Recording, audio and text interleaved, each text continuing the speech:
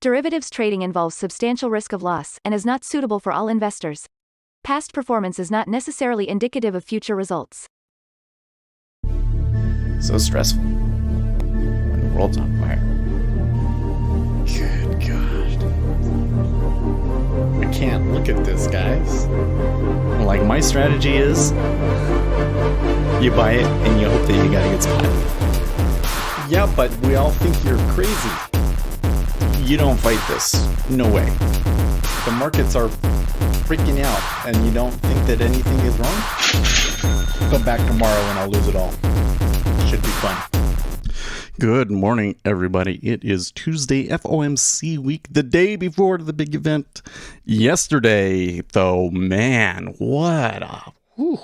I came in and I remember I said yesterday, if you guys were here on the stream yesterday, I said, if the treasuries got to like 29, then I would be really shocked. And they were like just shy of it, actually. Let's see here. Let's pull it up. I think when I looked, they were just shy of it. Let's see here.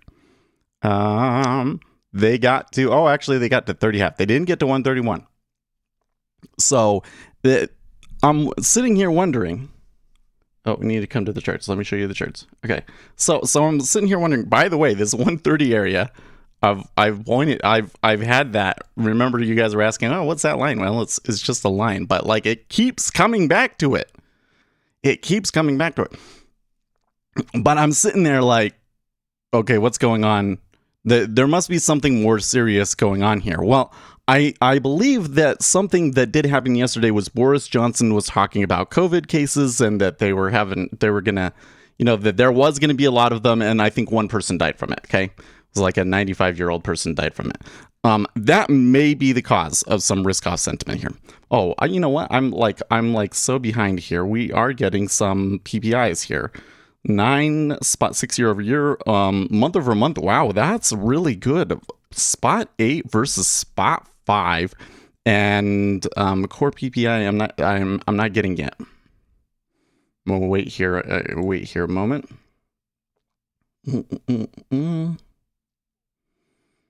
They're still waiting on the core. I wonder. I mean, that's a piece of news that could push us up a little bit, but I don't know. So is it COVID that is moving the market right now? I'll continue. Is it COVID? I think that might have been a big part of it. Okay, so core was 0.7 versus spot 4%. That could cause rates to come up a little bit, but the S&P 500 not reacting to it.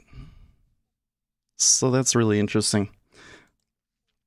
Anyways, so you come over to the ES. Okay, ES took a dump yesterday, and no, they didn't buy the dip, right? They did not buy the dip. They sold, and then here in the overnight session, another sell. Right? Oil. Well, oil is in its range, so oil is handling this okay.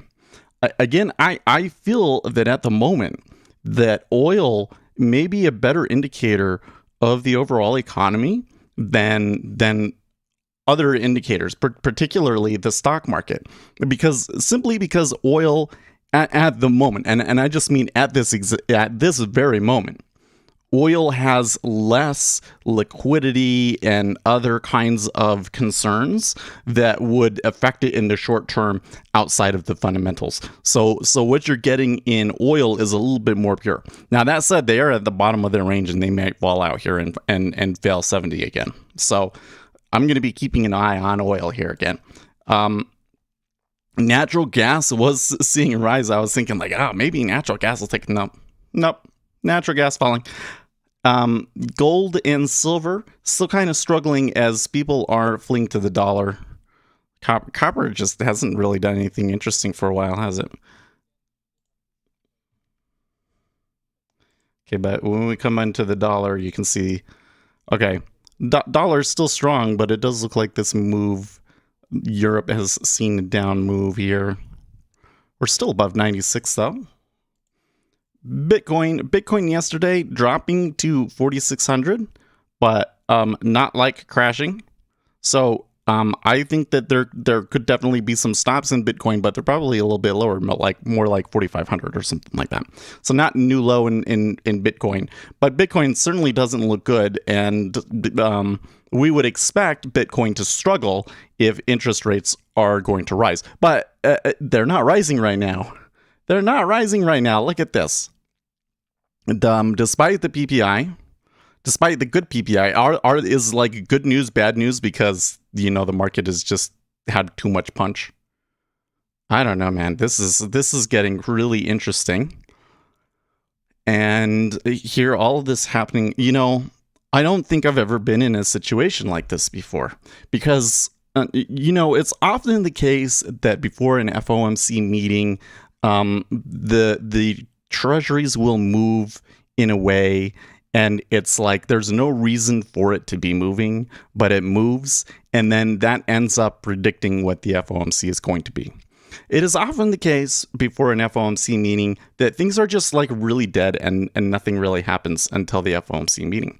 But this is the first time where I have seen like tons of volatility and movement ahead of the FOMC meeting, and it's difficult for me to sort out how much of that movement is based off of the anticipated Federal Reserve meeting decisions, and how much of that is like COVID.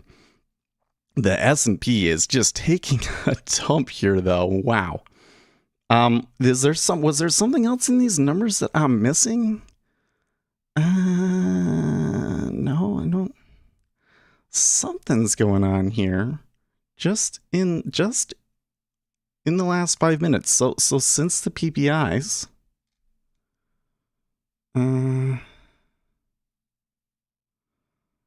German government source, once the effects of the pandemic have subsided, we should consider returning to solid state finances. Although broad measures may be required in 2022, the EU should return to orderly procedures in 2023. UK CMO Whitty warns UK hospitals overwhelmed in just 4 weeks, and some could be forced to close with patients turned away, reports The Sun. Is that the headline that is pushing around? I think it could be. So if that is the game today, then we probably don't want to even think about buying something until Europe is closed, because the Europeans are just like super panicked about this. I still think that the actual economic impact of this is being well exaggerated by the market, but you should expect to see some orders off of that kind of a headline, right? Okay, so sorry, I know I'm a little bit late here today too. I was talking to my wife, but hey, we're okay because that news didn't matter, and I personally want to just kind of let this do its thing. I don't necessarily want to get super involved in this mess. I suppose we could try selling the rates. That seems like they're giving us an okay spot to do it. And I mean, we're below yesterday's highs, well below like the key areas from yesterday in the treasuries. Like the point of control where they closed basically was at 27 yesterday. So this 27 is certainly a spot that could see some action. If they were going to have like another blockbuster day, then I would think we'd be above 131.01, right? Okay, so let's read this article from The Sun. Hospitals overwhelmed in just 4 weeks, and some could be forced to... Okay, so is that a prediction? Ministers were given a bombshell warning this morning that so many of Britain's army of NHS doctors and nurses will be off sick by around January 15th that people will have to be turned away, the Sun understands. Brits have been urged to come forward and get their booster jabs as soon as possible to protect everyone from picking up the new variant. But even under the most conservative estimates on the spread of Omicron, there won't be enough people to treat those who will desperately need help. They reckon so many will need oxygen to help, even if they aren't in intensive care, with not enough people to dish it out. Just 10 people are in hospital with Omicron at the moment. Okay. So this is the same bullshit, isn't it? We should be careful, because when this happened the first time, I really underestimated it, right? The Prime Minister and Chris Whitty told virtual cabinet this morning that even on the most conservative estimates, things are looking very bad when it comes to cases. The news will fuel fears that even more lockdown measures could be needed to curb the spread. As ministers have repeatedly said, shutting down was to protect the National Health Service and stop it from being overwhelmed completely. The Prime Minister warned his top team this morning that a huge spike of Omicron was on the way. One source described the gloomy briefing as bleak. I know how to say gloomy. I'm reading it too fast. Tongue-tied. Ministers were told to get out there and make the case to colleagues today as the Prime Minister faces a crunch vote on vaccine passports this afternoon. They were also warned that some shops, restaurants, and pubs will have to close too, again due to staff being overwhelmed with COVID. The new variant is more transmissible, meaning hundreds of thousands of people are catching it.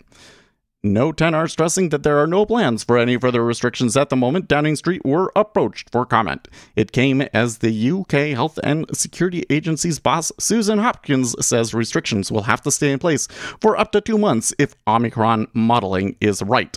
She said we would need some level of restrictions in place for the next 4 to 8 weeks, which is beyond the pre-review period at the start of January when ministers have vowed to look at it again. I am a little...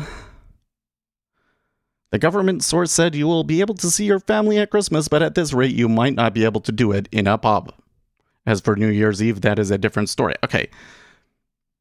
This seems like the same stuff, right? You're getting on... Oh, well, you know what? I would, you got lucky. Like... Wait, is Dogecoin is down relatively large now, right? Like,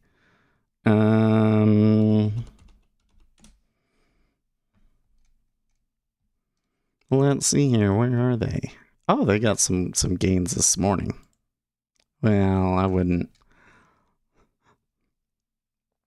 Yeah, but how much have you made? That move right there. Ooh, man, I don't know. Like it's so hard for me on the stream here sometimes when people show me things, and like, because I don't want to like try and give people advice or tell people to make trades or anything like that. That move right there looks to me like something with a high probability of being short-lived. So if we go back to 1 year, it's still just kind of like a drop in the bucket. So I don't know, Keller, because you've been all pushing Dogecoin when we were all the way back here, and I'm pretty sure you lost money on that. And today, because we had like one little boost up, it doesn't necessarily mean a whole lot, right? Your final stand. Okay, so like yesterday, man, can I find it? Let's go back to Zero Hedge. U.S. producer prices explode to record high in November, and there's worse to come. Okay, so that's what they're reading off of the PPI. But interestingly enough, they don't think that means higher interest rates. Okay. We need to go to probably the second page. Are they weaponizing your DNA? Sometimes Zero Hedge just posts the dumbest shit. Okay. I'm going to repo spike. Oh, yes. Here we go.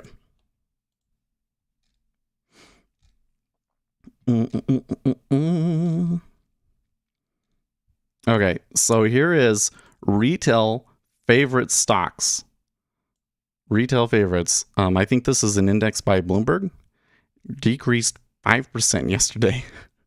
Like, this is it's looking pretty dire, right? And there's like new lows there. So let's then come back over here to TradingView. Because of course, what is the true barometer? What is the true barometer of retail stocks? Of course, GameStop Corporation, GME, and here you can see they are pushing levels not seen since March. Kind of the support that technical analysts will be looking at will be around 120. Below 120, how many people start to panic and puke? Because here's the thing. Here's what happened. Based on what we can see in the order flow, and you got to remember, by the way, guys, I don't mean to be mean or burst anybody's bubble or anything like that, but a lot of people during the GameStop mania were saying shit that was just absolute bullshit.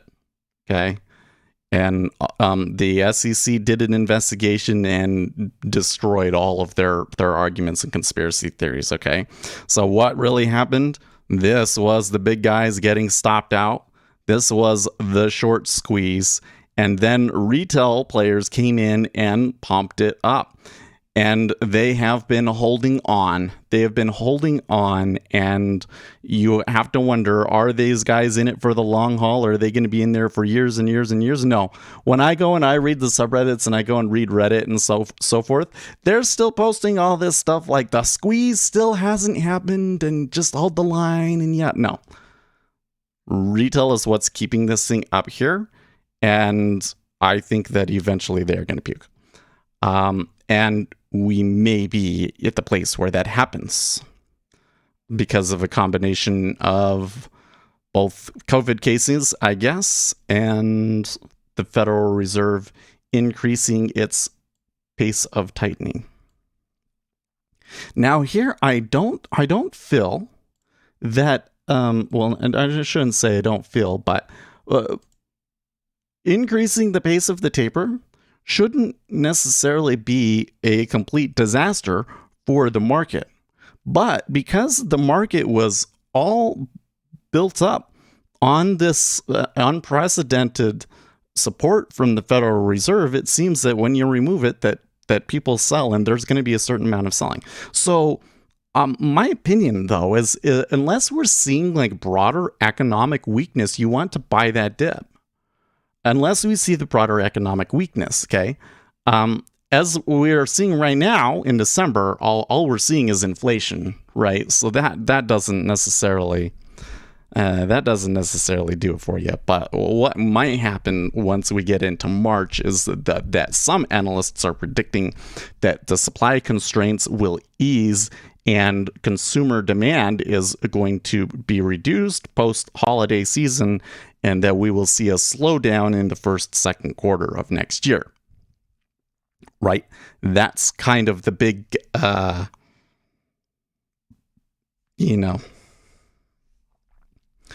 big question, I think, the big argument. So the reason that Morgan Stanley was so adamant about the Federal Reserve isn't going to raise interest rates and increase the taper and all of that was because of their prediction that they were going to see this slowdown. But what they missed, and I really think that like everybody else was like slow, because we follow this really closely, and like the day that it happened, you could just see it was like the Federal Reserve's opinion on it, they call it the reaction function. So how the Federal Reserve is reacting to data has changed because the Federal Reserve now sees inflation as a bigger threat to the economy. And frankly, a bigger threat to maximum employment, which is part of its mandate, right? So I don't know. Something I think we could see here is that the combination of Omicron and the stock market selling off because of interest rates rising could cause a pretty big decline in equities, maybe 10-20%. And because of that decline in equities, treasuries stay supported up here and maybe even go quite a bit higher. But once we've gotten into that, at that point, the dynamics for the Federal Reserve will likely still be the same. Again, unless it leads to broader weakness in the economy, if everything just goes as projected right now, then a likely scenario is that treasuries will be propped up for a few months, and then all of a sudden they will realize that the rates really are going to increase, and they're going to get dumped, and they're going to get dumped hard. So that's why I feel tactically for us, it makes sense to be on the sidelines a little bit. Well, I tell you what, though, they're coming back here pretty quickly in the treasuries, aren't they? Is the S&P 500 recovering? It is not. The S&P 500 is still looking awfully dire. So this little move back up here, or move back down in the treasuries, we were up in 27. We've now pushed to session lows, let's say. Well, that's interesting. Could that be just falling into a liquidity hole? It could be. It could be. Oh, Keller has the Dogecoin. I honestly, it's the thing is, I kind of think he's full of shit, to be honest. To be honest with you, Keller, I think you're full of shit. Because every time that Dogecoin has a rise, you're over here like pumping it. But I don't know where your average position is, but if you have bought any Dogecoin since we've been in here, you're underwater. And I kind of feel like that you are just trying to promote it and pump it. So here's the problem with that kind of a strategy at the moment, okay? Interest rates are rising. Interest rates are set to rise, and the dynamics at the moment, like the macroeconomic picture, is not favorable to Bitcoin at the moment. Not favorable to Bitcoin at the moment. COVID, a deflationary pressure from COVID, harms Bitcoin in the short run. Remember that when COVID hit, that there was a big crash in Bitcoin, right? And rising interest rates are bad for Bitcoin. So here with Dogecoin, I would be very, very careful to any of you guys about trying to see what happened in Dogecoin today and reading that as an indication that that there's something else, that there's something more to it. It may continue, it may go back up. I don't know. I think it's very unlikely that it's gonna stay up here, but that's just my opinion and just kind of my gut feeling about it. And again, the macroeconomic environment, right? Let me show you something else. So in Garlic Coin, the one meme coin that I have, so Garlic Coin has been seeing some pain in the last few days.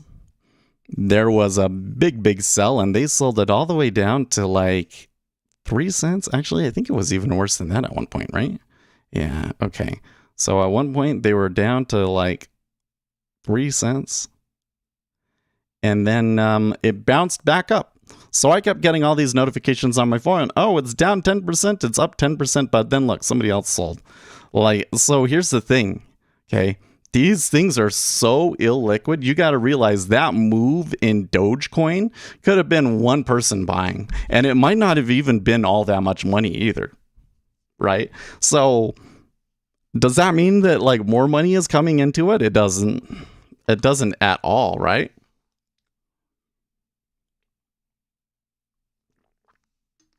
Yeah. The reason that the Dodge haters are out in force this morning is because you're trying to shill your coin, and we don't care. This was so 6 months ago. We're over it. Well, what do you think? The Treasury bouncing back up here a little bit.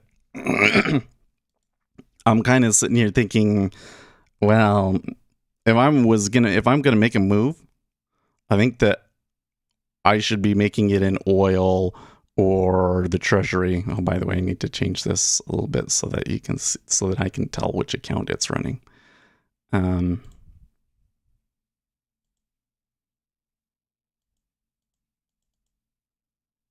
There we go. You just show the first two letters of it so that I can see that it's not, that it is on sim.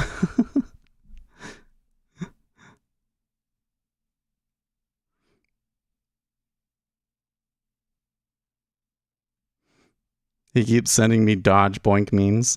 It is you. I tell you what, man. So like Michael Saylor, the things that Michael Saylor says.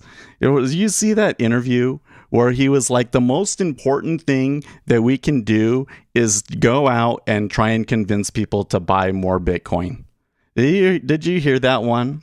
It is just blatant pumping up of a Ponzi scheme. It is so sickening to me. So I tell you what, I mined the garlic coin. I got the garlic coin. I'm going to keep that forever, or until I'm a billionaire or whatever the deal is. Okay, but with larger cryptocurrencies in general, I've had kind of a little bit of an evolution. When Bitcoin started, I wasn't really very interested in investing in it simply because it was very high risk. And I didn't feel like I knew enough about what it was going to do. And by the time I had kind of felt like I had a strategy to do it, they were never giving me a good price. So even though I made some money off of Bitcoin and become like a millionaire off of Bitcoin, right? But then I found out that, the markets aren't actually efficient. Maybe this isn't a big revelation for everybody else, but for me, it was a pretty big revelation. It was kind of like, wow, everything that people say on the internet and all of these economics and arguments and everything are all based on this idea that markets are efficient, and they're not. They're better than other systems, certainly better than just giving it all to the government, but they are not efficient by a long shot. And they do really dumb stuff. And it is therefore my responsibility to invest responsibly, not just invest to make money, but to invest in things that are going to be beneficial to the world. So if I'm investing my money, like, again, I mine garlic coins, so whatever.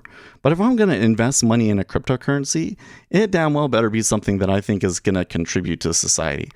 And all of these, like, especially Bitcoin and Doge and all of these, they're Ponzi schemes. They're literally try and convince as many people to get in it as possible so that you can make money. And there's no real fundamental value in them. These are not usable as currencies. Like, you cannot transact with these, okay? And the energy usage in Bitcoin in particular is really starting to bother me. It's not like anything has changed, but it's just like the more and more I think about it, the more the energy usage in Bitcoin bothers me. So if I'm going to put money into a cryptocurrency, it's got to be something that fixes the energy usage problems, fixes the transaction throughput problems. And I think one of the other problems there on that is that I'm really starting to latch on to the theory that none of these cryptocurrencies are ever going to be used for commerce. I think that central bank digital currencies are going to come along and everybody's going to use those for commerce, and cryptocurrencies are probably going to decline in popularity to some extent simply because they won't have that argument in their pocket anymore about that it's useful and it's better than regular currency. All they will have is the Federal Reserve, yada, yada, yada, yada, which I don't really think is a very good argument. Certainly not for like a long run investment, in my opinion. So I think that what I should be doing is I should be like, because how do you make money from FedCoin? How are we going to make money from? Because it's not going to go, it's not going to be something you buy into and everybody else buys into and you make tons of money. No, I think that it's going to have to be like an application, an entrepreneurial venture. So I should be preparing myself bit by bit for an entrepreneurial adventure in FedCoin. What it will be, I don't know. Not this holiday though. This holiday we've got our statistics book, we've got TensorFlow, and we're going to do some cleanup on our indicators because I really feel. I keep seeing people on TikTok are saying, like it's your responsibility to sell something if it helps people, and I look at that because like, yeah, if you trade futures, you're probably going to lose money, right? And I don't try and sell trading futures. Okay, like you don't just to be clear to anyone, if you're new, okay, trading futures involves substantial risk of loss, and the chances are that if you trade futures, you're going to lose money. But I have some indicators for futures that I think are very beneficial and helpful to you, and that frankly everybody that has NinjaTrader should have and be using. Like you should be looking at what the spreads are doing every day.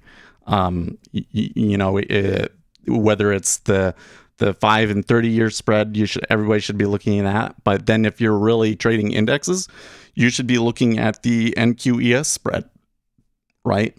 Things like that. The dollar index, you should be looking at the dollar index. And then, I have those statistics things. I don't think very many people, I feel like I haven't done a very good job showing to people that everybody should have these things, like that they should be in the platform. Frankly, I don't think they'll ever put them in, but some of these things should be in the platform, right? And I want to kind of change things around because I was thinking a lot, well, what should I charge for it? Like $200 or something like that. But now I'm going back to, no, let's put it up for $100 because I want this to be something that everybody that uses NinjaTrader goes and buys. I think that should be. It's better to trade index fund ETFs. Well, listen, you're always going to make more money if you just buy and hold index funds. You're almost always, well, okay. If you're trying to maximize your money, you either want to be buying and holding index funds or managing a small portfolio of stocks long term. Okay, because what we do with scalping here on this stream, you're only in for very short periods of time, right? You're only in for very short periods of time. You are essentially accepting a smaller return by trying to reduce the risks and trying to increase the consistency. It's kind of funny how trying to do that, the goal of that actually ends up in you losing money, but that's just the way that it is. You're not going to make as much money day trading unless you get really lucky, right? The reason that you day trade, or the reason for day trading originally, was you can make a living from it. It can be your job. You can make consistent income from it. The problem is that the methods that people were using to make those kinds of plays we aren't really competitive in anymore, right? So I kind of feel like that traditional day trading is dead in my mind. Traditional day trading is dead in my mind. What we're doing is different. What I'm doing is speculating, essentially. Okay, well, they're pushing to some new lows in the treasuries. The S&P 500 is still kind of on the low side here. They're very curious. So some real significant volume has definitely come in here and sold.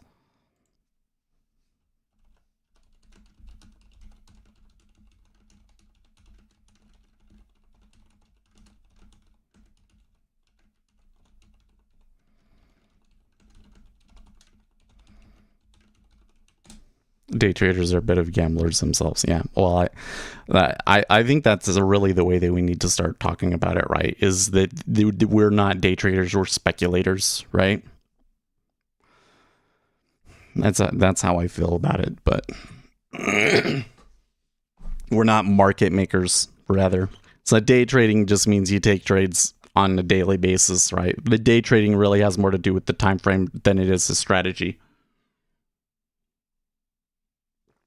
But what I should say is the traditional day trader that made money in the 90s was making money from market making, and market making is no longer a viable strategy for retail traders unless you are trading options, unless you are selling options, which requires a pretty large portfolio to do. And that's just the way it is. Yeah. That doesn't mean that there isn't a point in doing what we're doing, right? Somebody has to do it. Can't let the robots do it. And I hope that the people in charge and like the people at the CMA, that they pay attention and they start to realize that, oh, we do need to have these retail traders in here, and we need to provide them more opportunities and incentives, right? Maybe something that you could do that could help retail traders is give them a rebate for scratching. Yeah. Like pay, if you scratch a trade, then you get back your commissions. That might help. Speculator has a bit of a negative connotation. Could be. Was choosing the name speculator Seth bad? I kind of think back on it, like when I picked it, it seemed so brilliant to me. But when I go back for marketing purposes, I can realize that it's probably not like the best one. I know a lot. Well, I do know a lot, but it's a teeny tiny portion of things that are to know. And you can know a lot and still fail or do dumb things from time to time, right? I just hope, primarily one, that when you guys are discussing and listening to me, that you're learning stuff and that you're getting better at trading. And two, that you're enjoying your time here. That's my primary concerns right now. That's what I'm working towards the most. Of course I trade and I do my thing, but at the moment I'm not necessarily expecting to make money from my trading. That's how we learn. Yeah.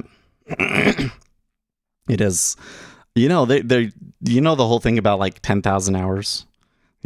For somebody to really become an expert, it takes 10,000 hours of like dedicated practice rather. And like I was going through and looking at it, and I was like, well, if I'm trading two hours a day, that means that to get my 10,000 hours, I basically have to trade for like 10 years. So I'm maybe halfway there. Kind of, it just kind of puts things in perspective how little you might actually know. And there really is like I've learned a lot about order flow. Like that's the thing. We've learned so much about order flow and things that a lot of people in the market don't know, and that I really think it would benefit the world that more people knew. But that's still just this teeny tiny point, and that might not necessarily be enough to make you money, right? There's so much more things to know. So now I'm trying to dive more into machine learning. There's so much. You spend a lifetime on it. Like that's the thing that's crazy about trading, is that there are so many different sections of market knowledge. There's order flow, there's machine learning, there's all the technical strategies, although the technical strategies pool is maybe a little bit more shallow. Securities analysis, economics analysis. And all of these things are worlds that an individual could spend their whole life studying just that one thing, right? And we're out here, trying to make money. How much of it can you pull out? It's pretty crazy. I don't think there's anything else quite like it. I just type in Trader Seth when I look for the streams. Really? I have, the thing is I have the stream as Speculator Seth Day Trading, but I've thought about changing it. I've thought about just changing it back to Speculator Seth. I've also thought about making a second YouTube channel just for shorts, because a lot of people have been saying that they've gotten tons of subscribers from YouTube Shorts. I don't think that the content that I provide would do very well with YouTube Shorts, but I could be wrong. On YouTube, on TikTok, it's done okay. I've worked really hard and I've got lucky a few times, and I've gotten myself to the point where most videos get 1,000 views. That's pretty good. Well, I thought, hey, maybe we could do 4 or 5.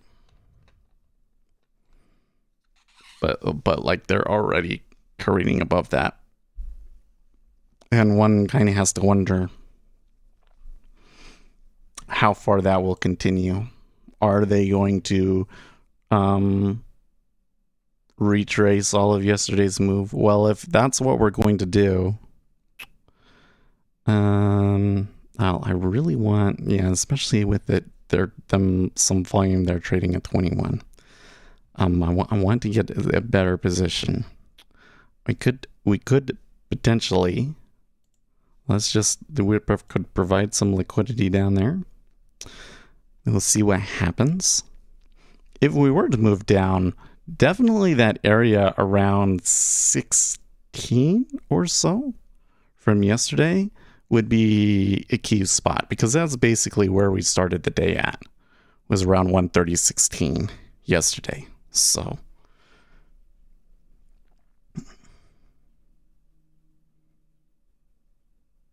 there's a good chance to drop 150 points back to the start of the squeeze for this week. Idea as, well, okay, so you're saying that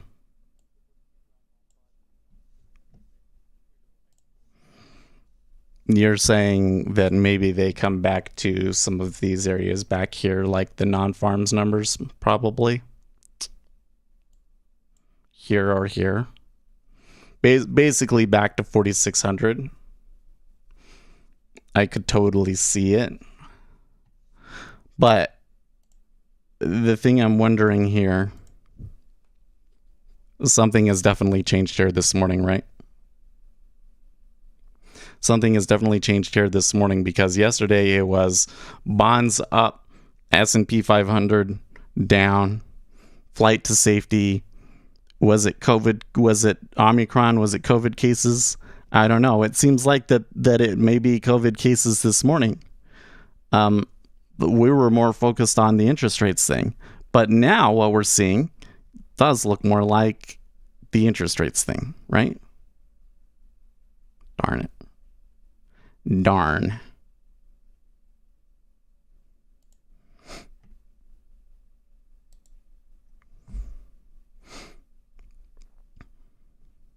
Does kind of look more like interest rates set to rise.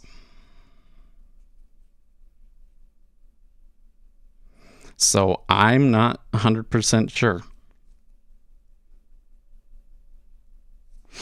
It seems like there's a correlation sentiment change with no real catalyst. It seems to make sense with our fundamental view, but I'm really weary and cautious about it actually happening. You know what I mean? So I guess we'll just have to see. That the 10-year seems to be pushing there, man. Like, there was a little bit of a hole. They kind of stepped back there for a second, and now you can kind of see the volume just kind of trickle down, and the liquidity is there, but it's just not enough to stop it. So far, we'll see. They're only going to trade 1,000, then that could certainly just continue, right? But as long as you get enough volume rotating in and out as it goes.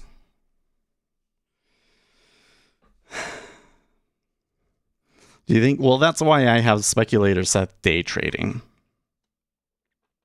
I thought that, so the problem with Speculator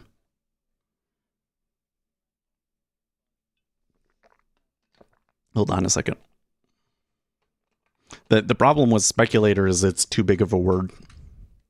So people don't read, or in branding, in respect to branding, speculator isn't as good of a word for branding. But because we have day trader in the name, I'm sure that we do get the search results that we need. So, yep.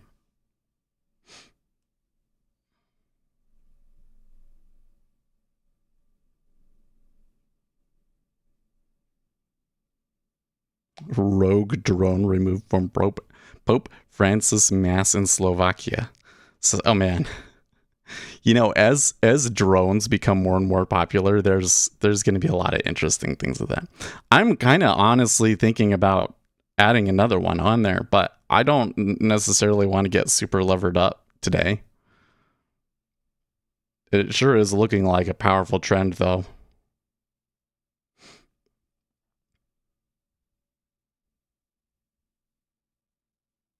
You know, in the longer run, I don't think that the channel name matters too much.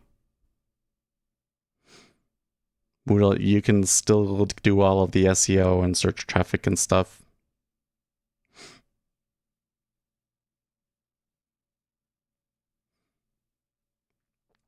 I think that if we're to say this channel is not as popular as it should be, why is that?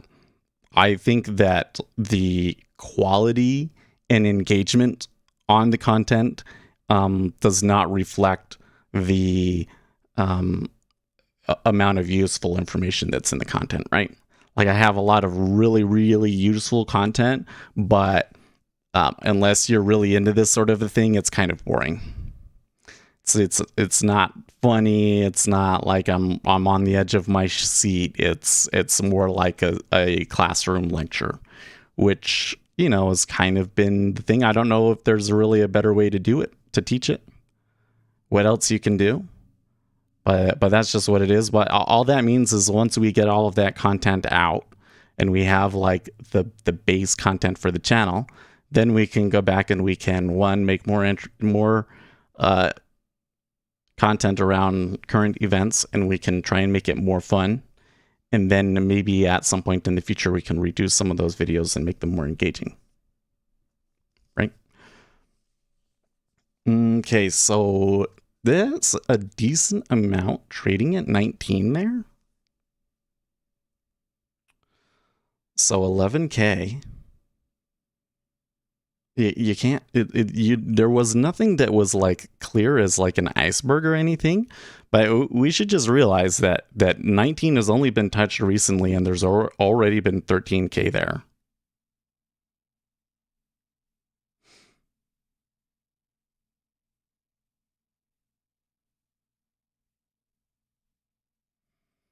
That's very likely to create a liquidity hole for us. Maybe something where they could rotate as high as 20.5, and that wouldn't rule out that they could trade below 19 as well. But you're looking for panic in the ES? Oh, no, I don't know, man.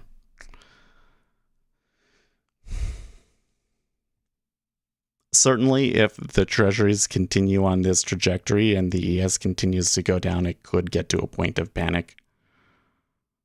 Because kind of the question would be, at what point does the ES moving down enough create buying in the treasuries to stop it, you know?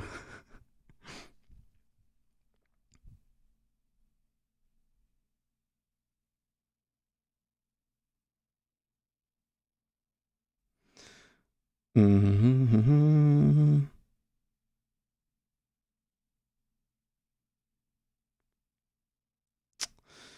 Wow, United Airlines plans to purchase up to 100 hydrogen electric engines. 4,600.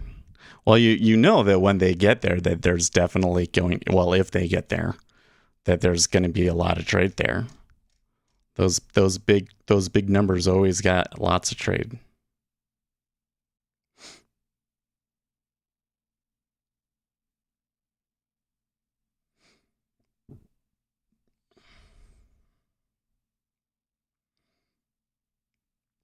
Well, one thing I'm noticing is that the liquidity in the 10-year is quite a bit healthier for pre S&P 500 open than it has been.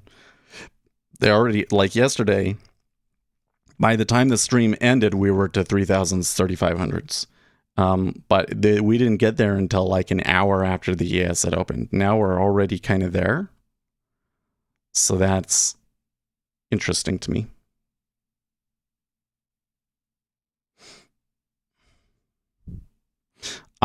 So even though I can see the scenario for the S&P 500 being bearish here, I think that there is an equally probable scenario where the S&P 500 moves higher, because the treasuries seem to be unconcerned with the risk-off sentiment right now.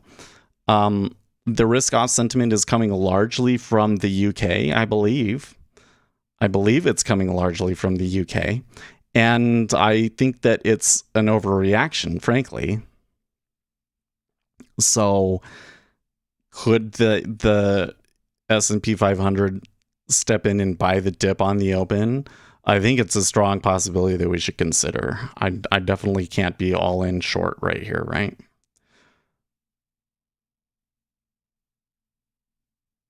Frankly, because we have the Federal Reserve tomorrow, we kind of have to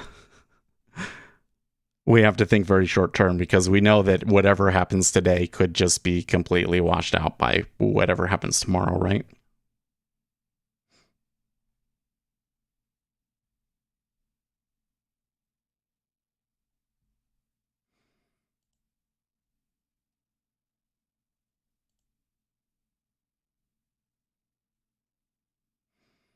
Scotland's First Minister Sturgeon calls on the UK Treasury for support to combat the Omicron variant.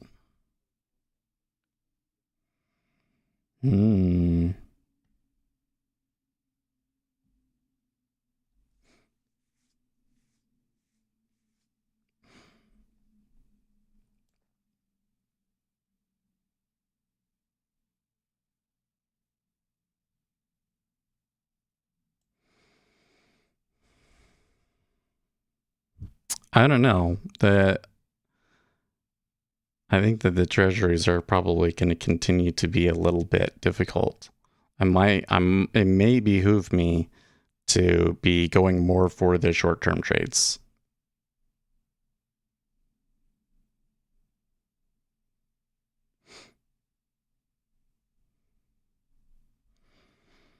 And we did, I'm glad that we did very much so call the liquidity hole at 19, but I'm not necessarily seeing anything yet that tells me that we'll slingshot back out of it.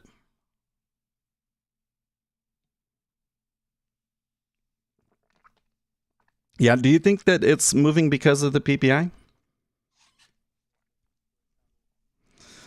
I mean, the initial move, they didn't really move on the PPI. But, that's because, again, maybe some of these markets are being driven by COVID. So let's come back and look at core PPI. Because that would be less food and energy, right? Goods and sort of excluding food and energy. Change in the price of finished goods. Oh, yeah, sorry, that's PPI. Yeah, and when we look at it month over month, it was a pretty big beat. So CPI in line, but PPI not. That suggests that it's not that inflation is abating, it's that producers are taking the hit on it, essentially, right? So this is a little concerning, isn't it?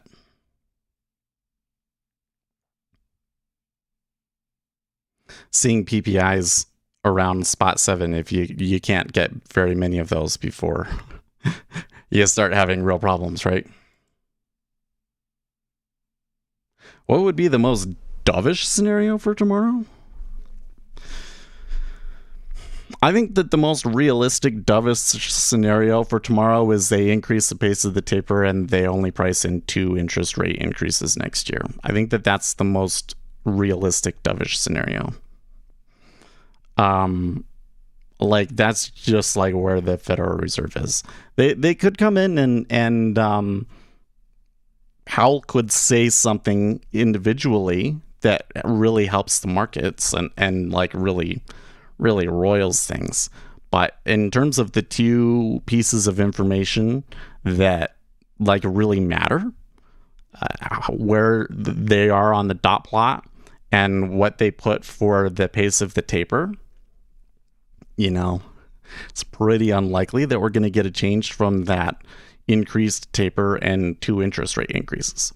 Now, unlikely but possible, I think, would be that they don't increase the pace of the taper. They just continue the taper at the level that it is. That I think is possible but unlikely.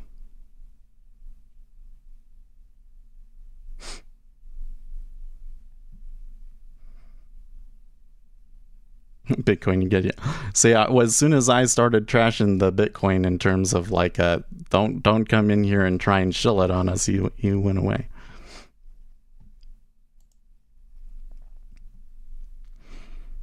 Well, that last little bit of move that pushed us to new lows in the Treasury, it sure looked strong. I'm not really seeing a whole lot of like volume washing back the other way. So this may be a good spot to be trying to take, like, actually, so it would be 21. Sure. I'm going to try and start building up a sim position here in the Treasury. Just because I think that there's a really good chance that we fall back into the hole at some point.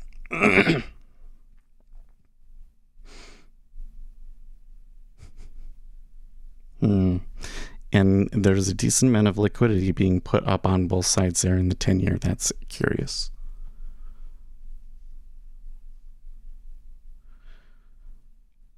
Bitcoin kind of pointed down again today. We should keep an eye on that because the selling in Bitcoin didn't come until later, right?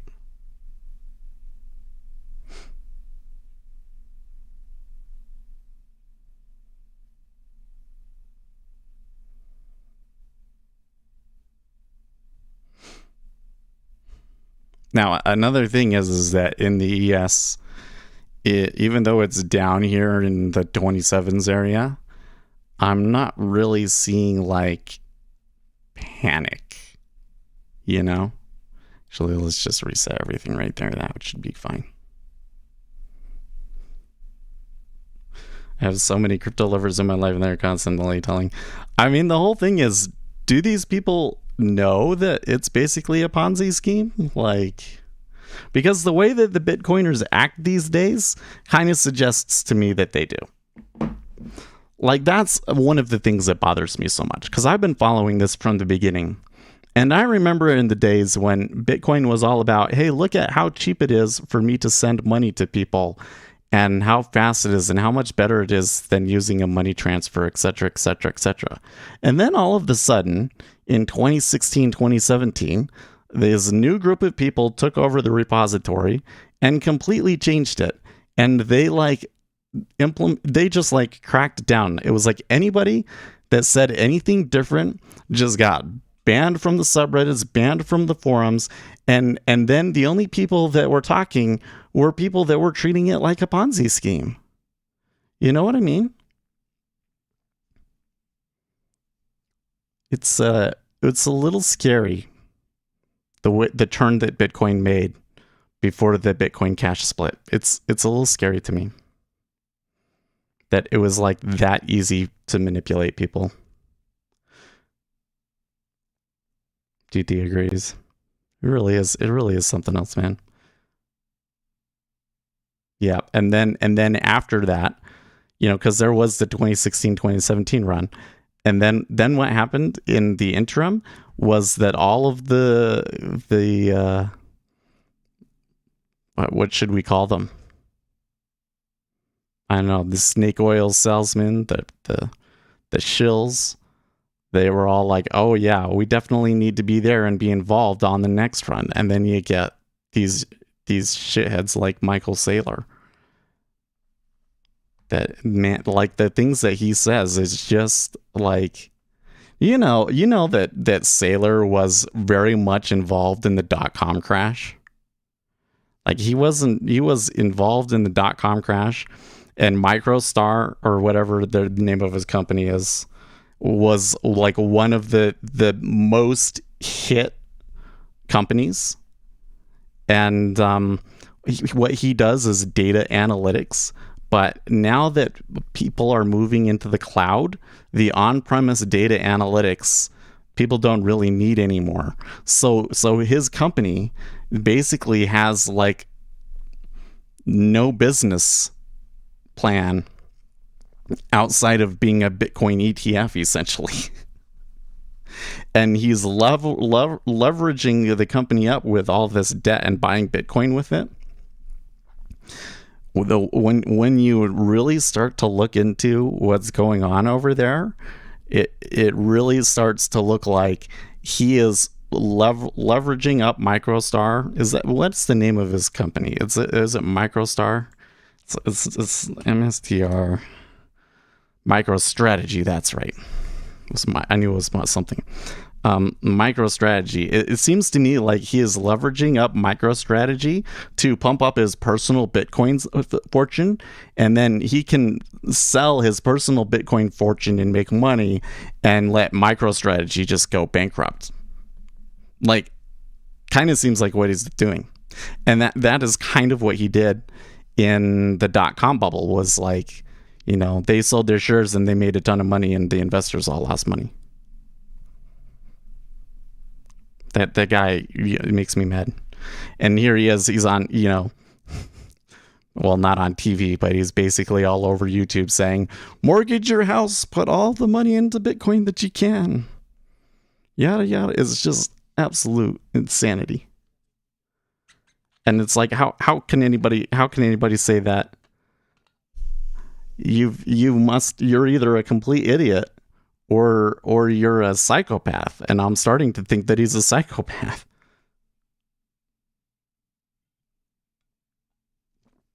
Okay, well, they made a few little attempts there at 21, but they're kind of falling back here a little bit. The S&P 500 is opening here. I guess I don't have my DOM set to reset correctly. Oh no, I do. Okay, cool. It was just, there was a pretty good initial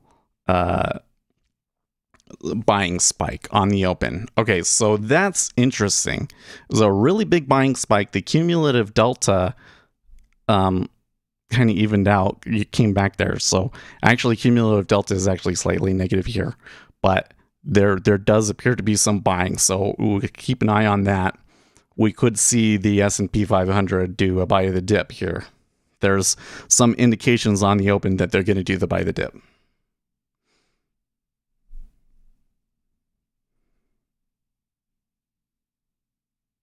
And the treasuries are responding to it as well, right?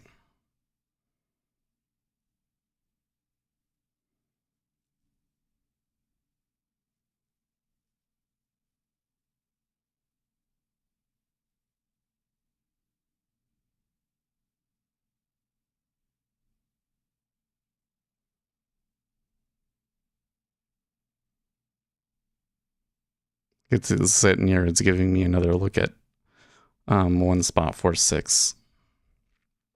Although, if this is really like a consistent trend, if the S&P 500 is going to buy the dip and the treasuries are going to continue to sell, I think that we should expect to see the 10-year go back to 1.5. 1.5 kind of seems to be the key price that people seem to think is fair given the current circumstances.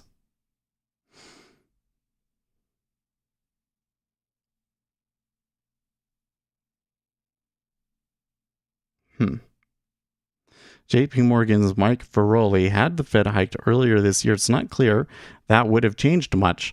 the type of nominal demand growth we saw occur, you might have seen moderately lower inflation, but you would have a risk perhaps worse outcomes in terms of the labor market. You know, I've said before that I felt like they should have started tapering earlier. Not hiked, but taper. I still believe that. But I'm also thinking that it wasn't so much that they should have tapered earlier as much as it was that they just bought too much. Because they don't understand the impact that it has on the market cap of the stock market, they do too much. And hopefully next time they get that math and they don't buy as much to create such an insane bubble, that they do just enough to support markets and prevent worst case scenarios, and that they don't create these insane bubbles. Okay, so they're down back at lows in 19. I wanted a little bit more time to try and build my position up in there at 21, but it didn't really give it to me, so I'm just gonna see if it falls through.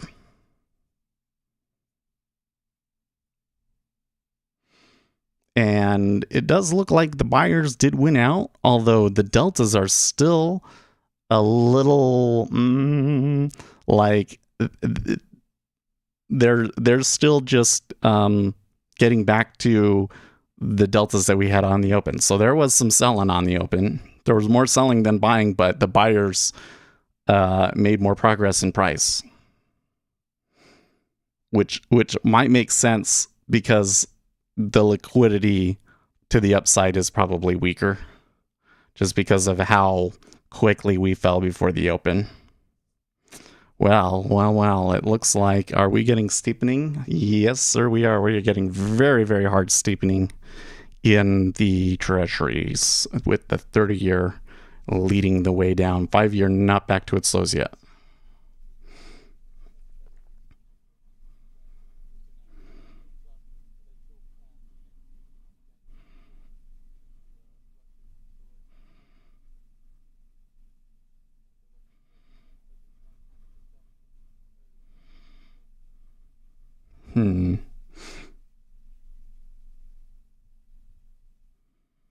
Yeah, that looks really positive. Like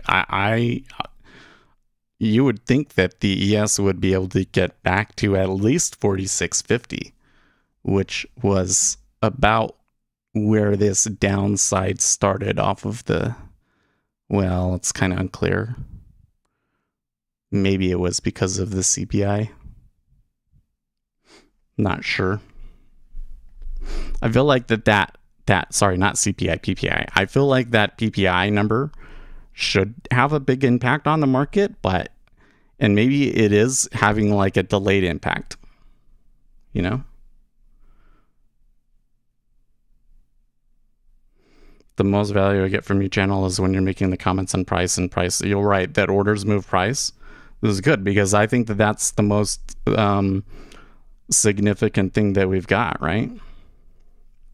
The realization that it is orders that move markets enables us to explain what's going on in the market so much better. So much better. When I just say it, when I say orders move markets, I think that to everybody that's just like a no duh. I think that most people, especially anybody that's done anything with order flow, says no duh. But when you start to try and apply it to the larger moves, it makes so much more sense. Why did we move? Because orders. What's going on? So like here in the, okay, so we did get an impulse of buying here when they broke above 46.30 or so. So why is the S&P 500 buying right now? Because there's more buying.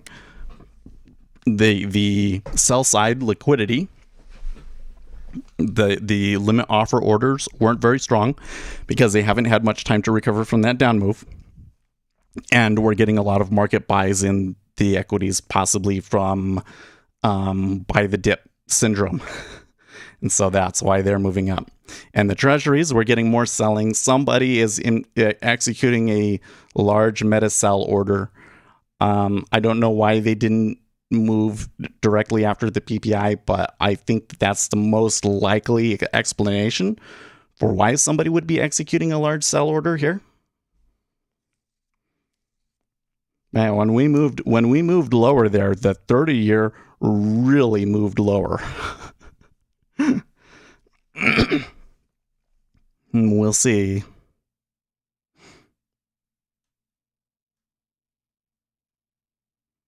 Oh, did I? Maybe I did actually get a second contract there and I didn't realize that. I did. Oh, okay.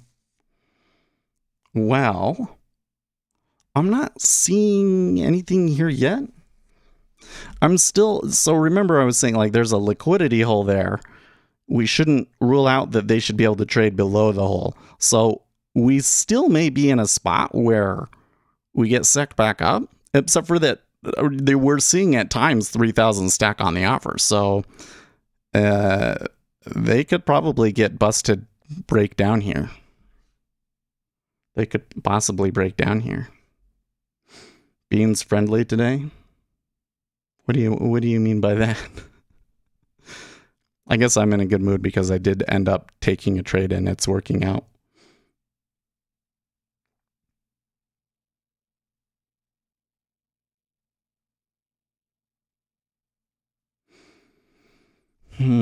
What's Taleb saying here?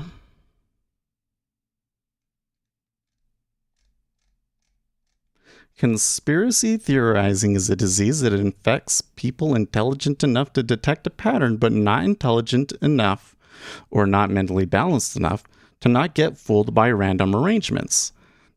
Overdetection, the domain of loonies, is vastly worse than underdetection. Fake clusters below are random darts thrown at a wall. Yeah, I see what you're saying.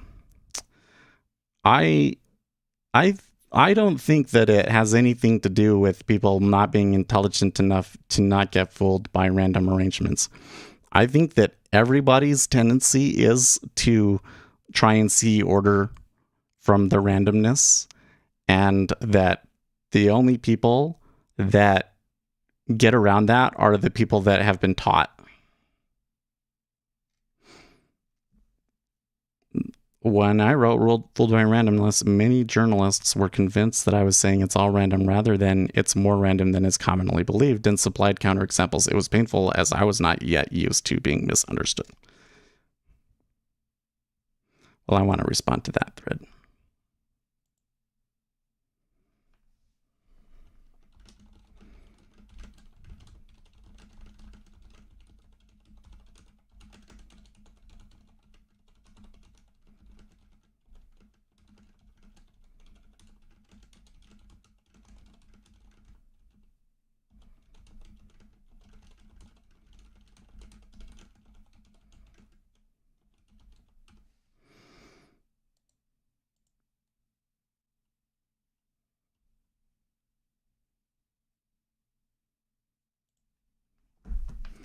I am in a long, yeah.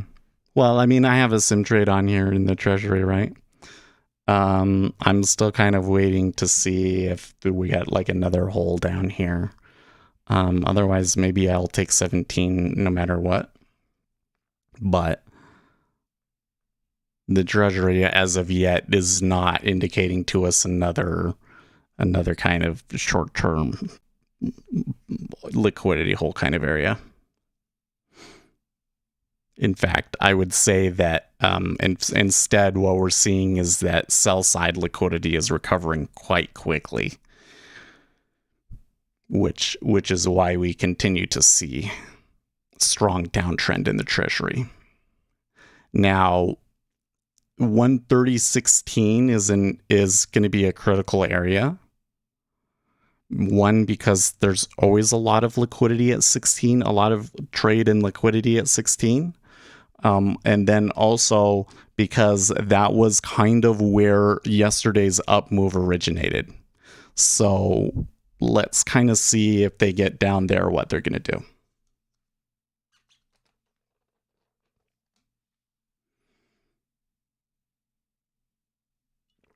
Fidel is like, this is like last week all over again. It's funny how that 670 area on ES became the same inflection point all over again.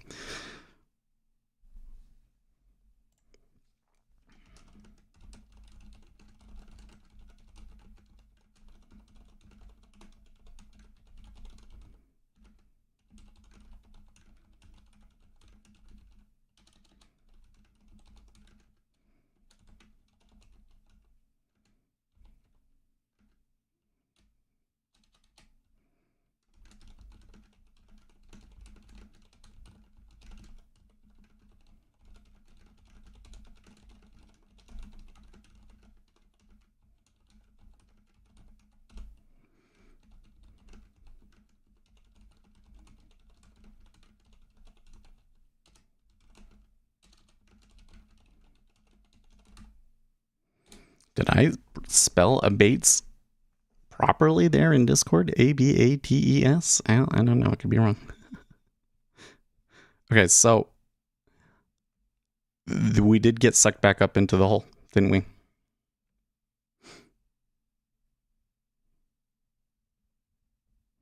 seemed like it seemed like they were getting some pretty strong flow down in there, but I didn't really realize that at the time. Look at how much they traded at 11,000. So there is still a hole there.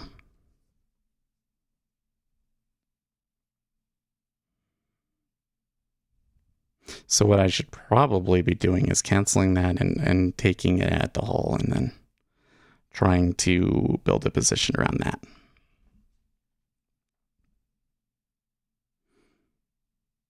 Okay.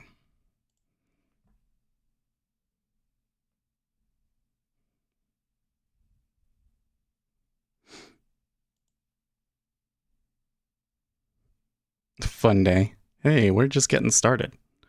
They ain't touched 50 yet in the ES.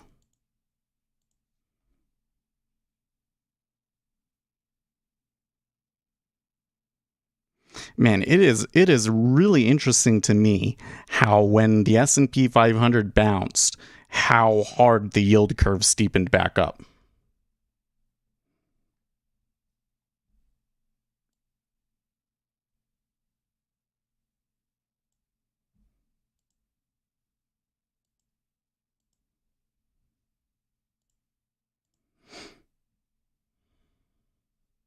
Market Ear says hello, short gamma. Yeah, that could be part of what was happening here this morning. Yeah.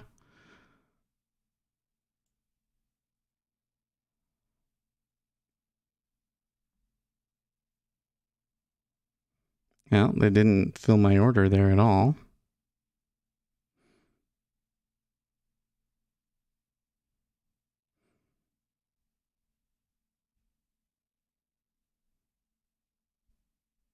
It's okay. You don't need to come back and get me, guys. You can just sell here if you want. I mean, the S&P 500 is looking good. Looks like they're going to touch 4650 here soon. You might as well just sell it. I don't have to have another contract. It would have been nice, but it's probably too late. No, seriously, go. Okay, we'll do it. We'll do it. I mean, I was only going to take a tick or two there anyways, right? So if you really want to give it to me, we'll take it, but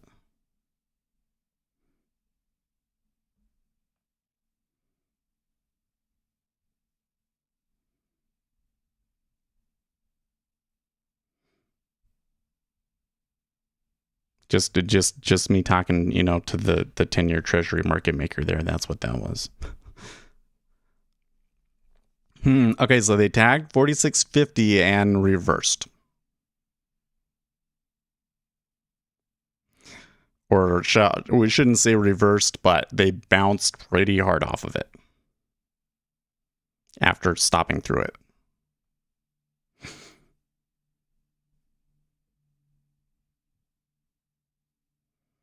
UK Health Secretary Javid, I will never support mandatory vaccines in this country.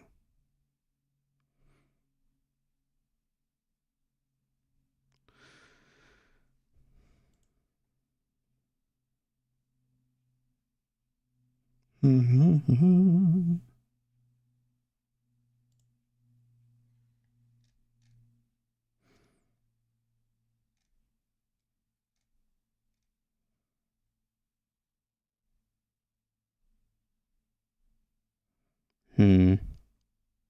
do wonder how much of that initial down move would have been different if we were not in the middle of the roll, by the way. I mean, it did turn out long.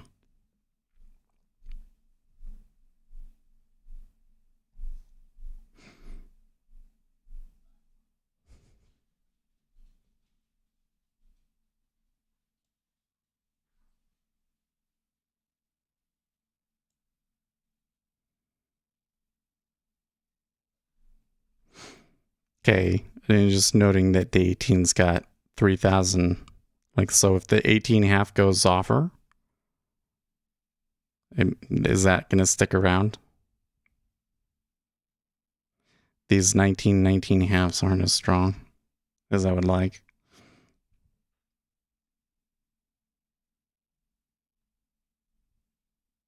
You think we could go back to 46.13? Or we could go down lower today? Impossible. It would be pretty unusual to have that kind of opening drive buying in the S&P 500 and then completely retrace it and push lows. Although, given the way that it was behaving in the free market, today is the kind of day where that sort of thing would happen. So, well, okay, the treasuries did take 18.5 offer, and we didn't see much of a change in the liquidity at 18.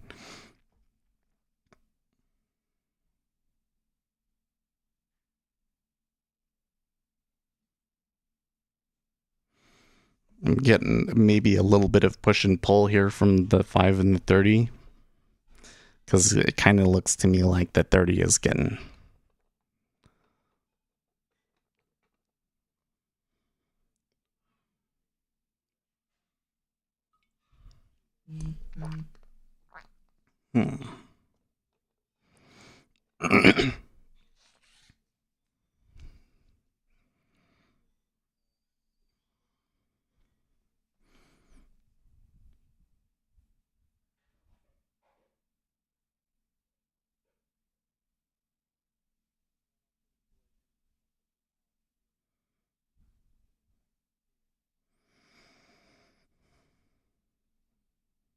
Oh, I'm not familiar with Jigsaw does a red 1L. So 1L means one limit at that price.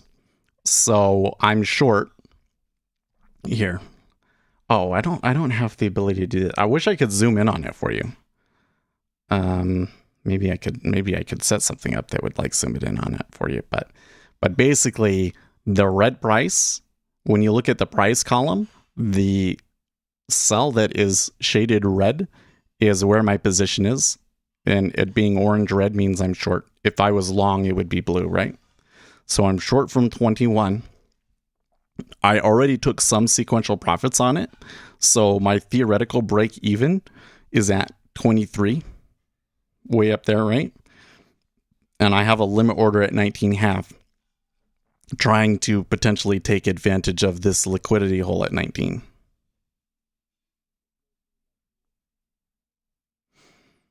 So if they fill me there, and you can see they're having a little bit of trouble coaxing people to buy in.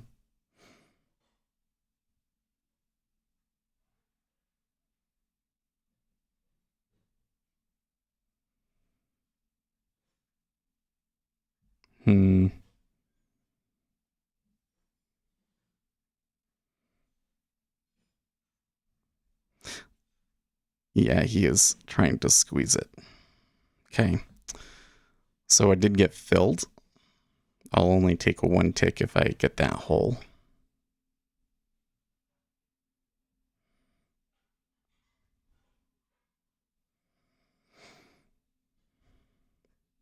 So now you can see one limit and it's blue, so it's a limit buy order at 19 and get filled. Okay. Now that changed my average because the average is just based off of like the last trade, which I don't really like. I would prefer the average to be up there. But at this point where my average position is doesn't really matter, right? My break even point is even higher now at 23.5. So for that, now I can kind of, it gives me a lot of room to try and let that last contract run. Now, should I be trying to take another one at 19.5? Well, we've been across there so many times. We may see the buyers try and make a bigger bounce, especially if the S&P 500 doesn't find some support here and push to new highs. It's nice managing. Yeah, this is looking okay. This one over here is not so hot, right? Like, I'm kind of looking at that one and I'm like, I should have taken the 20, right?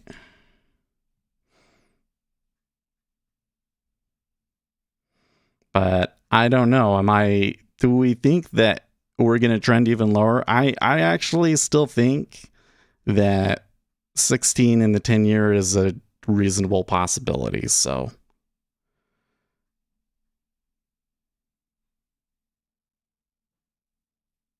I think the setting for the red price is last in, last out. Yeah, exactly.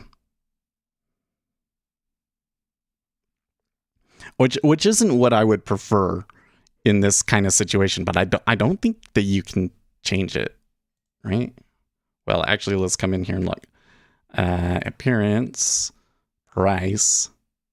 Nah. Can't change it.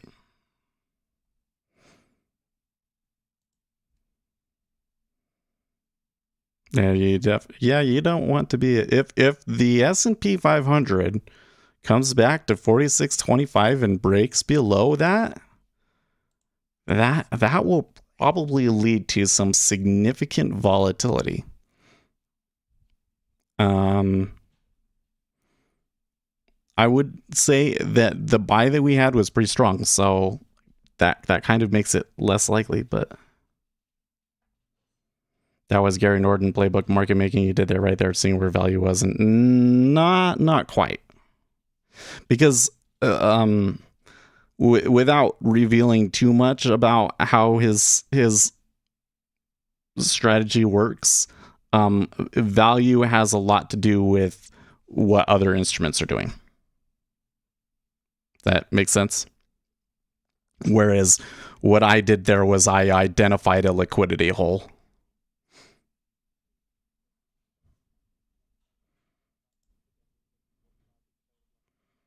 If I can catch something being out of sync with the spreads, that's probably a better trade, right?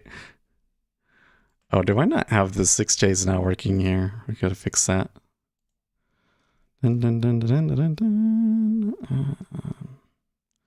6J. Oh, and I guess these YMs and NQs too.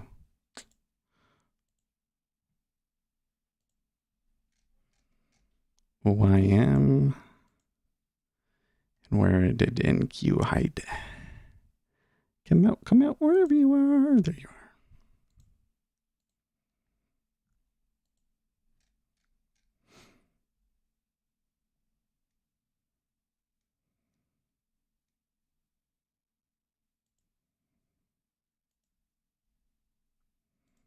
There we go.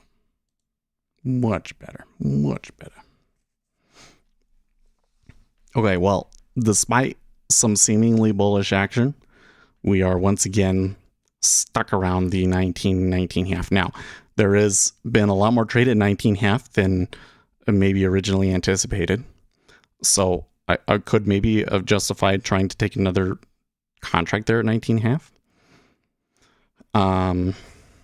Would have been better. This is a kind of another thing where it's like having like 3 or 4 contracts really helps compared to having only one, because then I could have like 2 to go down there and I could do 1 there, and then if it went higher I could add another one, but I don't know.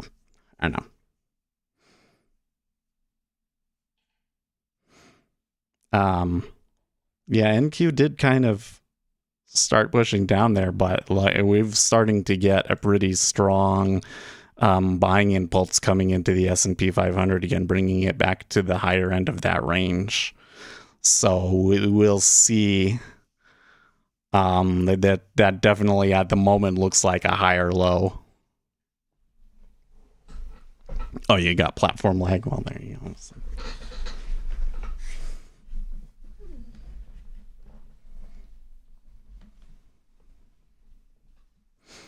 What was Bookmap saying here about potential spoofing?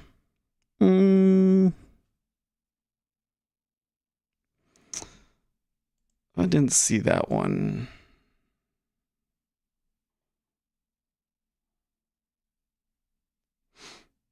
Let's see here. So 4640. Here, open image in new tab. Okay. So here was the move that we got. Here was the one that they're talking about. You can see it on mine, 4632. if we come back here, it looks like it's far enough back that I can't see it now. So I can't see how big of an order it was. It kind of seems that 150 is not big enough. Let's change this. Let's change this to be 250.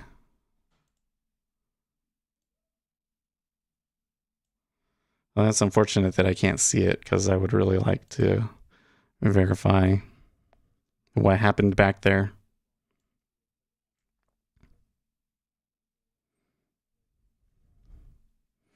I could probably go back with some other tools and see what happened.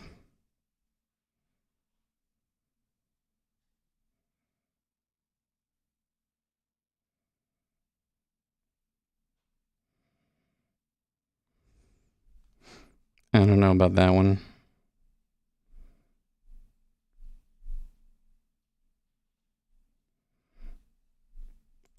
You should really post a video explaining liquidity holes in their behavior. It's probably the most proven volume profiling phenomenon. We are going to. That's going to be video 5 in order flow. So the first, we're not going to do these until January, because I am getting some. I didn't tell you guys this. Not only am I getting some more soundproofing to close the door that should really improve the echo in here, so that when I'm doing stuff on the chalkboard, the sound doesn't sound like garbage. Because the one that I did on the chalkboard, the sound was just bothered me so much. Okay, but not only are we doing that, but we also got the camera. So we are going to get a Sony A7 IV. Now, I hope that the A7 IV just ships for me when it's released. I'm a little concerned that there's more people buying it than what the initial supply is, and that mine might not ship on the 30th. But I will make that video regardless of if the camera is there. But I do need to have the soundproofing. I just use OBS to stream. Do people use anything else other than OBS these days? There used to be so many different programs, and then OBS just totally took over. Yeah, and then the first one that I'm going to do will have more to do with the conditions, because the thing that I was trying to get, the kind of the realization that I want people to make from the first 4 videos that we made, is that you're not necessarily looking for a big spoof and then you take a trade based off of the spoof, for instance. You're not necessarily saying, okay, look for a place where you can take the edge and then you take the edge. I do think that taking the edge when you initiate a trade, it's better if you can do it where you're catching the edge, but it's not strictly necessary, right? And taking the edge every time for a retail trader, not a profitable strategy, right?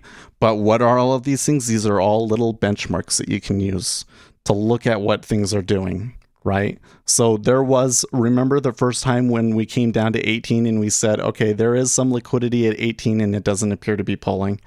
And look right there, we traded through it. So the buy side liquidity is still relatively healthy. But the market sell orders are overwhelming them. At least they're at that spot at 18. They did. And I think that they could easily do it again here at 17.5, except for that the S&P 500, when they started turning back up, they sputtered out at 46.48. So I don't know now. The S&P 500 and the treasuries don't necessarily have to move correlated. Kind of would help though. Okay. Anyways, and so that's why we're going to talk about liquidity conditions, so that you kind of understand, okay, what you're really looking for is how much are the bids pulling? How much are the offers pulling? How much market buys are there? How much market sells are there? How much are the bids adding and stacking? And it's kind of all of those 6 forces combined together that you kind of have to look at to determine what the conditions are. And the less liquidity that there is, the easier it's going to be to move. The more pulling that there is, the easier it is for it to move, and probably the more confusing and tricky the price action is going to be, right? And so that's what video 4 is about. And then in video 5, it will essentially be, if I can come back here,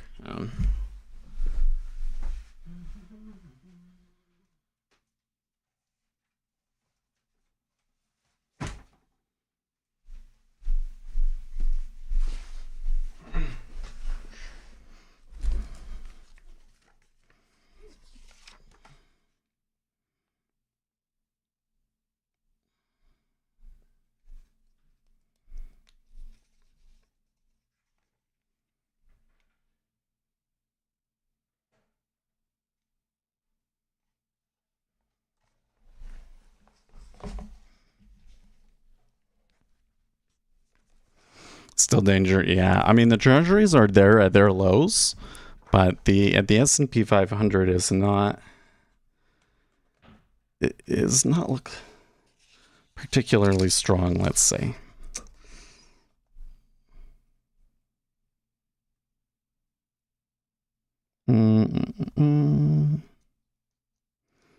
Is it chapter 4? I think it's chapter 4 here. Yes.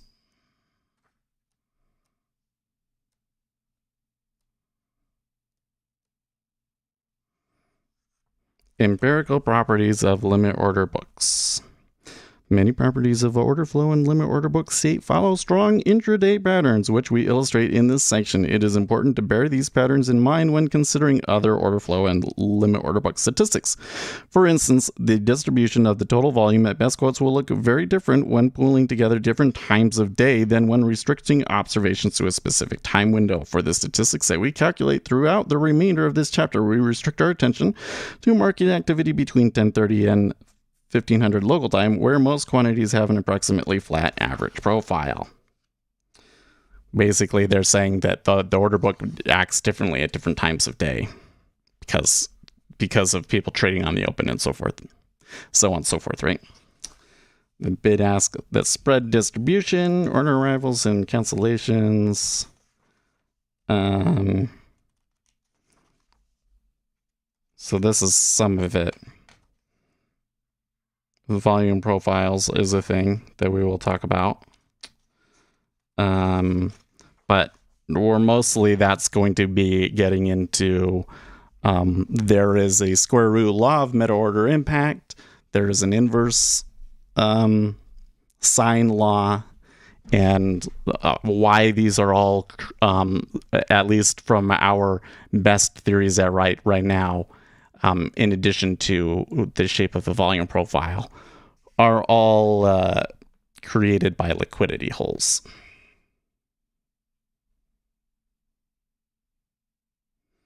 But what Redditors and TikTokers won't tell you about what drives GameStop prices, I should make that video, man.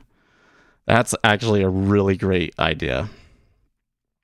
I want to make more videos that are like have really controversial clickbaity titles. So like the original concept for the clickbaity title was Bitcoin sucks. That's one that I think will get a lot of attention. But what Redditors and TikTokers won't teach you about what drives GameStop prices, I think that one would be so great. Actually, we could use that for video 5, yeah. What Redditors and TikTokers won't teach you about what drives financial markets, maybe. There's another video that is beyond the order flow one, but is essentially going to be proving that the market is more statistically efficient than it is informationally efficient, right? So that video I was going to call The True Nature of Markets, But we could also name it what they're not telling you about what drives prices. But we could also call it that. Stop trading TA. Well, yeah. I think one of the things that I should say when we're talking about TA is that I don't think that TA is useless.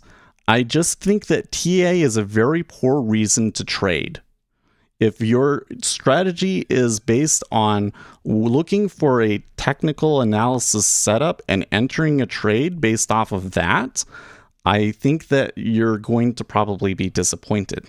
But there can be either edges or base in technical analysis. So it could be something that really is like a behavior of markets and has just already been arbitraged away. Right? Or the amount of edge that's available for it is teeny tiny, right? In those kinds of situations, trying to trade that pattern, you're not going to make money, right? Or it's not going to be consistent, right? Because maybe you have an edge, but it's only like a 55% edge, right? But in that situation, you don't want to trade against it. You don't want to trade against it unless you have a really good reason at least, right? So that's where technical analysis can be useful. Technical analysis can still help you optimize your entries. And you can see how the way that I've been doing this here today with liquidity holes. So somebody was asking about liquidity holes. Who was it?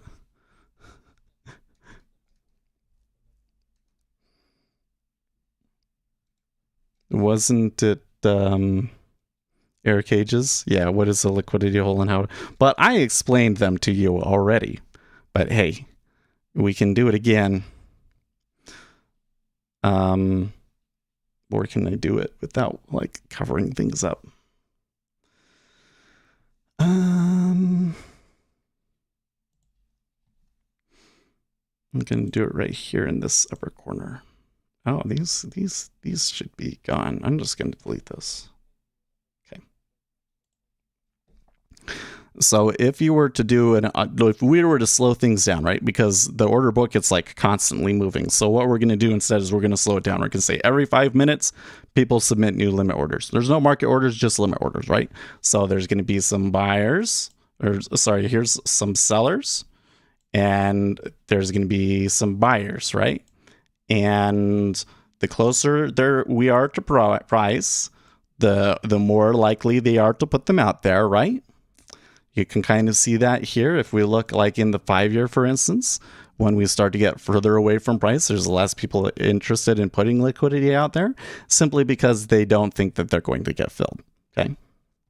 You can see that over here in the 5-year right now, right? Less orders further away from price because they're less likely to get filled, right? Okay. So that intersection area in the auction are those people are going to get filled. So when we come in again,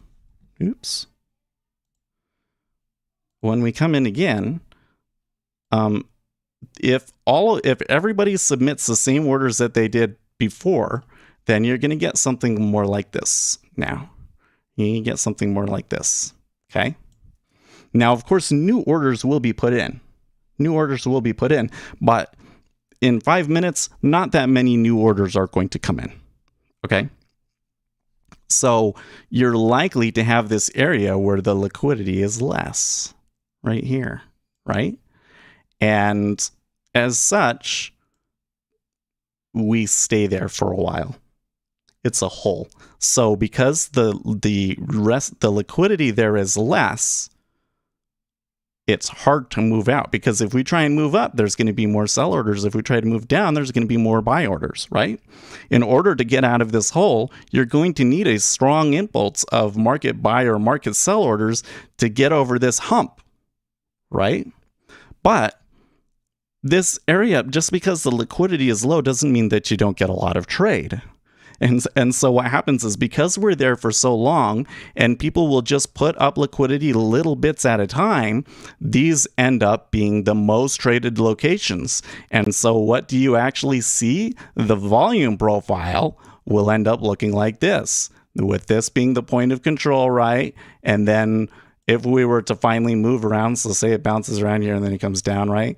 Then you're going to see an area where these guys like really pull, because these guys want to get filled, but then these guys further down here, they really don't want to, they pull. So you get, until you get to like another distribution, okay? And that is what causes these volume profiles. It's liquidity holes. So you were saying this is like one of the most proven volume profiling phenomenon.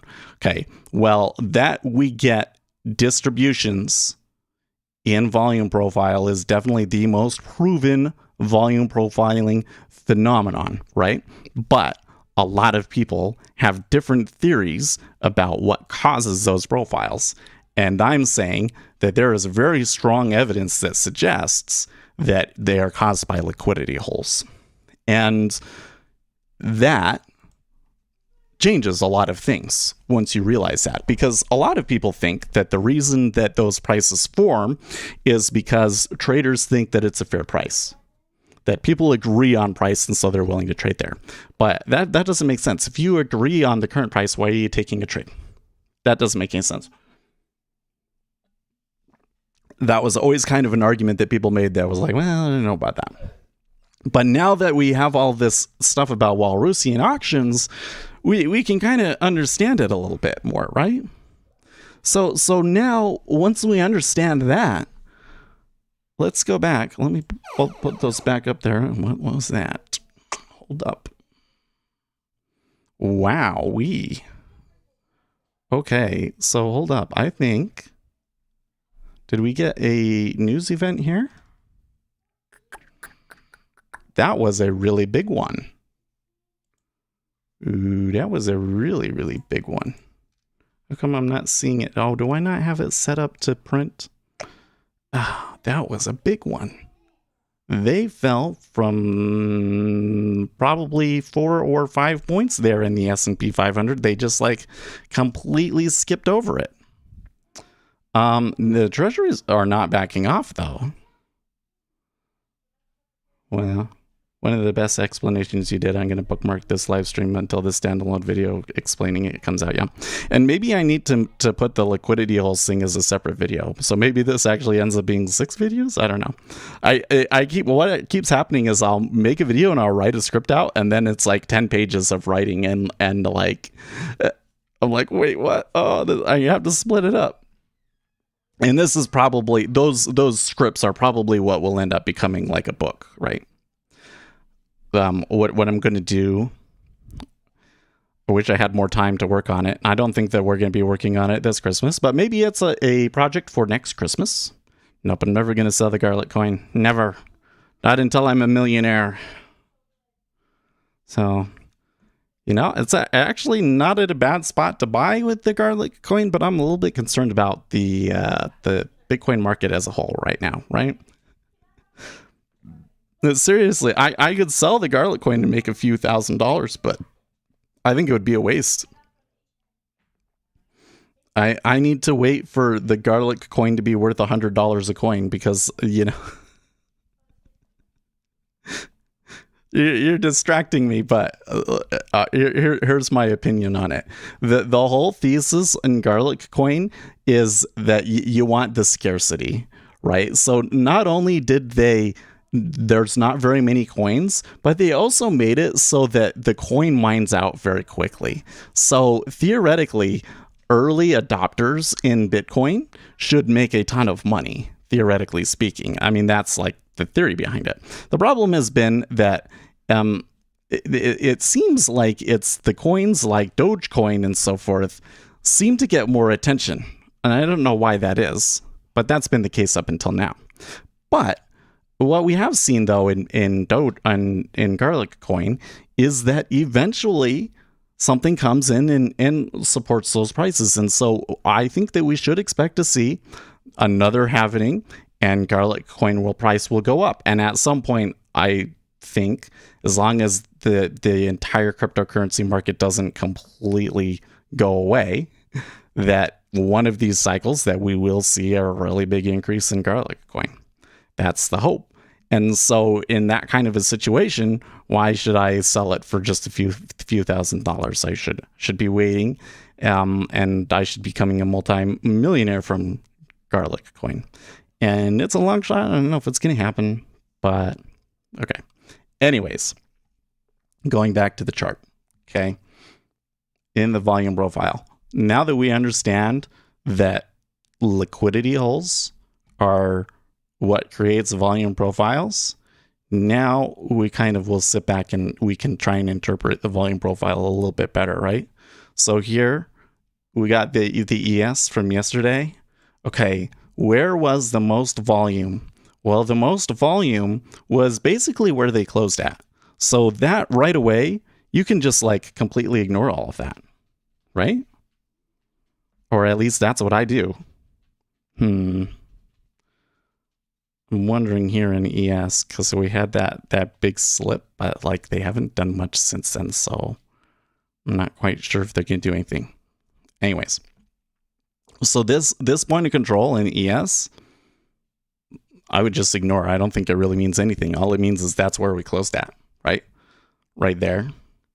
And now on this one right here, a few days ago, 4688, that one was. And that was probably a liquidity hole. So probably there was a liquidity hole here on the way up, and then they kind of got sucked in it. They sucked into it for a little while. There was then a attempt to push price down below, which failed, and then they came back to the liquidity hole for settlement.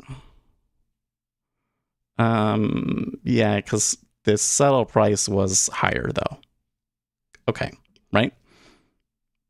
So a lot of people say these prices are agreement, but that's not the case. If that's not the case, then if we're up here, why should I expect it to come back to that price? And doesn't make sense. If we assume that that's a liquidity hole, what we should be thinking is if we're getting a downtrend here, there might be a liquidity hole that will bring it back up here, right? But since it's not agreement, there's absolutely no reason that they can't trade lower or higher. In fact, I think that we should expect them to trade lower or higher. That is to say, to expect price to come back, let's say that instead it came back to the point of control and then it bounced higher is kind of a silly thing to expect, because it's not like people agree on that location. It's just that it's very much actually that people disagree. Now maybe these guys give up down here. I don't know, that could be a thing, but I don't know. It's just when you start thinking about it, a lot of the things that people expect to happen off of the volume profile are kind of a little bit silly, because what is it telling you? That there's something special about this price from a valuation perspective? It's not. It's not at all. It's a liquidity problem there. If it's a liquidity problem there, it doesn't mean anything about valuation at all. Right? Unless I think that the case where I think I would be more interested in that sort of a thing would be like if we had a move down and we bounced and the volume profile looked something like this, where there's a really big volume profile there and there's a really big volume profile down at the bottom, because then I know that like people really came in strongly buying down here at the bottom, right? Anita, hey, how are you doing? By the way, I was thinking about the comments you were leaving on the video. Because I was suggesting if you want to get Jigsaw, you should get just the cheapest version, the independent package. But I don't know if you realize there is a coupon in the video description that will give you $100 off of that. So if you didn't see that, I would check that out, because everybody can get $100 off of a Jigsaw product once in their lifetime. So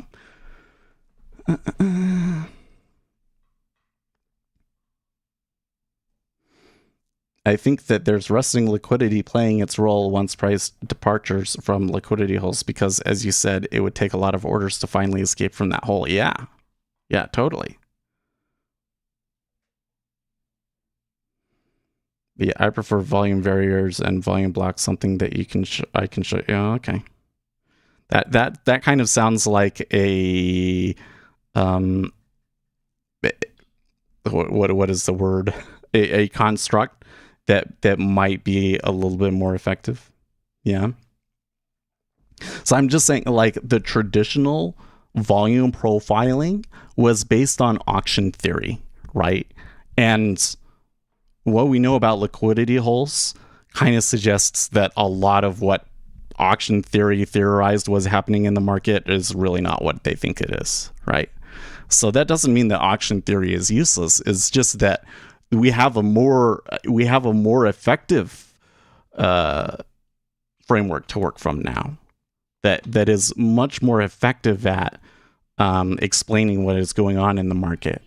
And I think the unfortunate consequence of that is that it kind of suggests that it kind of makes our ability to predict what's going to happen purely from volume kind of suggests that that's really hard to do, right?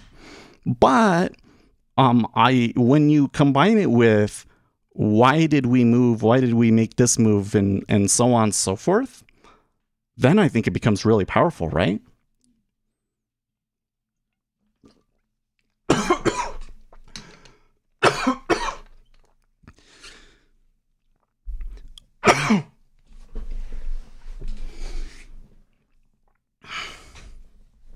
So here's where it really becomes powerful. Hold on. I'm choking. I'm dying. Ugh. Sometimes if I choke on water a little bit, I'll get like, I think it's asthma or something. Because it like becomes hard to breathe and my throat becomes tight.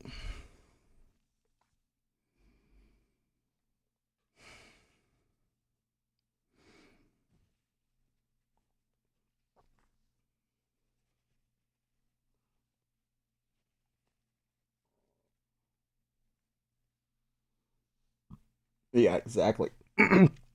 Auction theory has its flaws because it's solely dependent on its premise. Time price opportunity inspired by Steinmeier's observations in the pit session, when it's really about flow and liquidity, right? Like what they were doing was they were taking their observations and they made a theory that was pretty effective at explaining what they were seeing, but it didn't actually hit on why it behaved the way that it did. They came up with these, explanations for how markets move based on people's psyche, right? Okay, people agree on the price here, and then there'll be somebody that doesn't agree on the price, so he will try and push it one way. And then if the people accept that, then they'll form a new distribution down there. And if people don't accept that, then it will bounce back up, right? That's kind of their take. But liquidity is a lot more effective at explaining what's going on. And where I think it becomes important is because order flow theory also tells firms how to execute large orders. So if we get a liquidity hole, when you get a liquidity hole, so if I'm taking this, well, how should we approach this one? I think that we should talk about what's happening in the Treasury today. Okay, so we got to move here, and here is 6:30. So here was the piece of news. Initially, the Treasury's actually moved up. Which, I don't think really made sense with the PPI. But perhaps let's just assume, because I don't think we really have a better theory, that the reason the treasuries are getting killed today is both because they think that Omicron variant fears are overdone, and because the PPI was really strong, and that furthers the chances of the Federal Reserve wanting to increase the pace of the taper and so on and so forth, okay? So, somebody is executing a large meta order. I believe very strongly that somebody is executing a large meta order selling, and they're probably going to be selling something like 30 to 50,000 contracts net. Okay. How do you do that? Okay. Well, you can't just sell 50,000 contracts at a time, so you have to break it up. And what happens is you get to a certain point, you keep pushing it, then the hole happens. That's why the hole happens, because the liquidity providers all of a sudden don't want to provide liquidity in that location. Like they either already got traded or they're just strained. And in this particular case, they're just strained, right? So you're going to get this, and it was really right here. So there was one kind of at 21. You could see it. There was one at 21, but then there was one at 19. Okay. Right. So when that liquidity hole happens, you're the person selling. What does that mean for you? That means for you that if you continue your selling at the pace that you are, you're not going to get very good prices, because there's not going to be very many orders there to pick up. And so you're just going to be selling a lot, and you're just going to keep pushing it, and you're going to get bad prices as a result. Okay. So this is why they split their meta order into legs.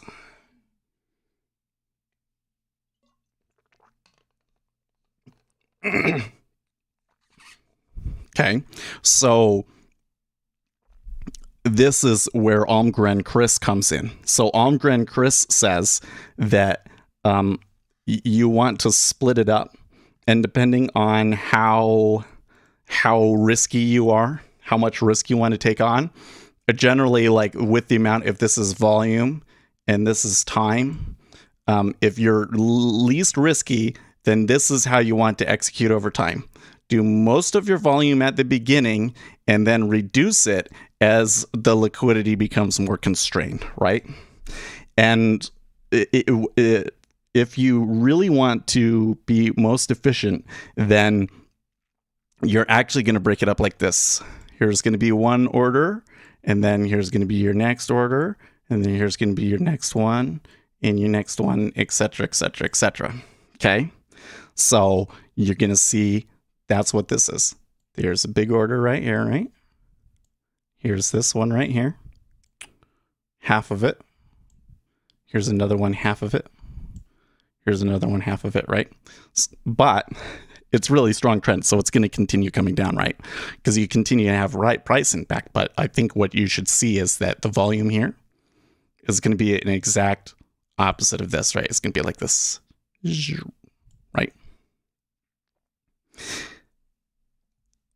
And what you should see, so remember we talk about price impact versus volume. There's a square root law of price impact. That's why there's a square root law of price impact. So what do?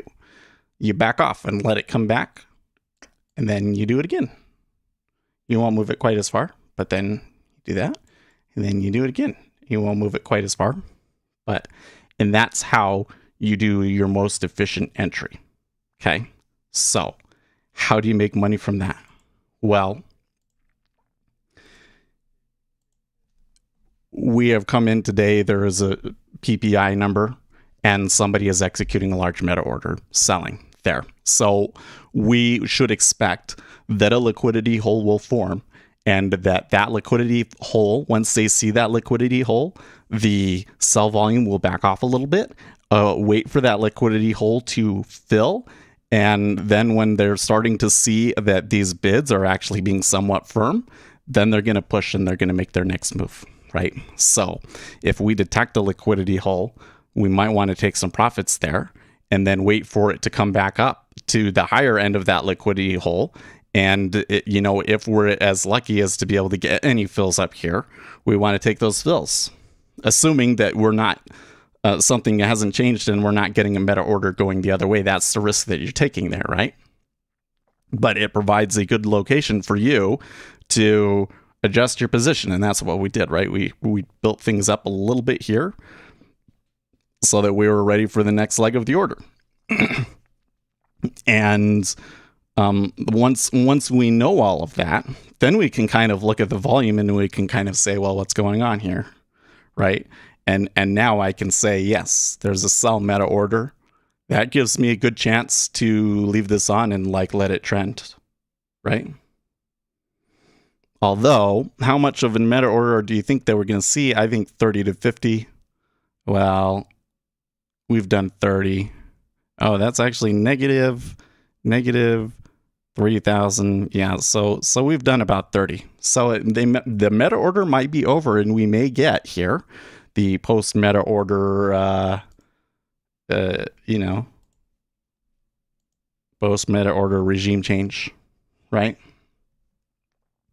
At each point, we're going to kind of have to sit there and say, like, okay, is the meta order done? Well, how do you know if the meta order is done? Well, first you want to say why the meta order? How significant is it? How much volume have you traded? And then based off of all of those things, then you might be able to make a decision. Well, that reversal that we saw there, I think one of the things I'm seeing here that concerns me, I'm going to take 17. The thing that I'm seeing that also concerns me is the spread is changing. So I see some signs that make me think that the meta order might be done. I could be dead wrong. I'm making a bit of a gamble there, but I lost enough of my profits there. I'm kind of a little bit concerned that there's not more meta order coming in, or that if there is more meta order coming in, that it's going to be based off of S&P 500 moving. But then I guess the other thing is, like, how long does it take the liquidity to recover? And you can look at it, right? 6:30, 7:15, and then they didn't move again until so 7:30 was the open. So then after the open, it was another 15 minutes. Then we got another leg of selling. So this could continue possibly until 8:45 before we get another leg down. Right? So that's where liquidity holes become really useful, because now not only can we explain like the larger term chart in terms of trying to explain it using meta orders and trying to identify a cause behind each meta order, but we can also explain why the price reacts the way that it does during those meta orders. And hey, if there aren't any meta orders going on, what should we expect to see? Just random garbage, right? There's not a liquidity hole and there's not a meta order, then market makers are just going to fight amongst themselves and you're going to see random garbage. You don't want to trade in that situation, right? Well, that ended up being way longer than I thought it was going to be. I think I got a little bit carried away there on that one.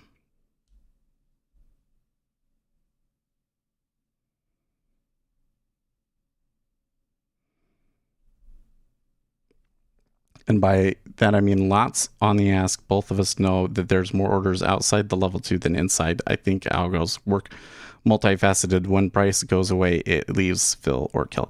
Yeah, and that's where, going back to order flow conditions, that's the big thing that I need people to realize, is that when you look at liquidity holes, you're not going to see the liquidity hole in the resting liquidity necessarily. Because it's something that happens over time. So what you're going to see, it's in the latent liquidity. So that means that you're going to have to look at every time it trades through that price and kind of collect in your head a picture of what it is. So if we trade back and forth at 19, and every time that we trade back and forth, it's only like 200 contracts going, crossing, right? And it's like that for 30 minutes. That's a liquidity hole. Low resting liquidity for a long period of time, right? But that doesn't mean that what we see on the resting liquidity doesn't matter. It just means that we kind of have to take it step by step. and use each one of those as kind of an indication of what the situation is, right? If I see a big order here at 17, then that kind of says to me, okay, bids are holding there. And that might be the edge of the liquidity hole or whatever the deal is, right? And if I'm seeing them trade through it with a lot of contracts, that might be a breakout through the liquidity hole. But I kind of want to see it a couple of times, right? Judge what the latent liquidity is by watching the resting liquidity and how volume trades through the resting liquidity over time, right? To form the conditions. And what are the conditions that I'm looking for? I'm looking for the 6 forces. The 6 forces. Limit orders added, limit orders pulled, market orders, and those are the 3 categories. And then there's one for buyers and one for sellers. That makes 6.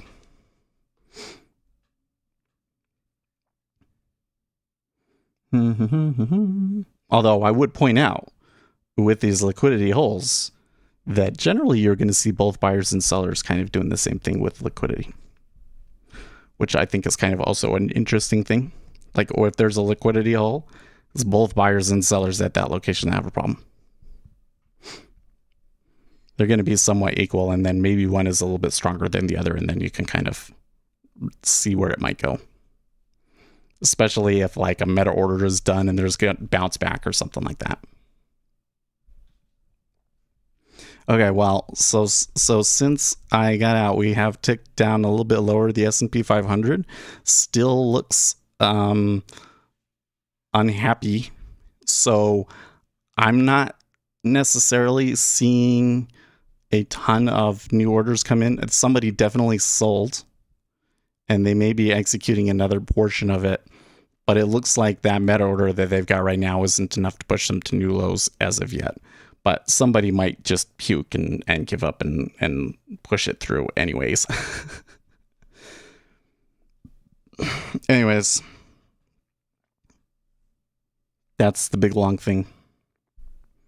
That's how you can use order flow and these empirical properties of markets to your advantage. It's just that, can you do it just with one pattern, looking at the market, only using volume? You're going to do a lot better. You're going to do a lot better if you know what's going on. Okay, when you scalped 19.5 to 19, you did it selling from the hole, buying outside it, or you sold outside the hole and targeting? I sold it outside of the hole and targeting it. Yes, because what I'm expecting is that it will be very difficult for me to get fills on the offer above 19. And if I'm so lucky, assuming that there's not like a strong increase in volume against me, but if it's just a trickle, then I should expect them to get sucked back into the hole.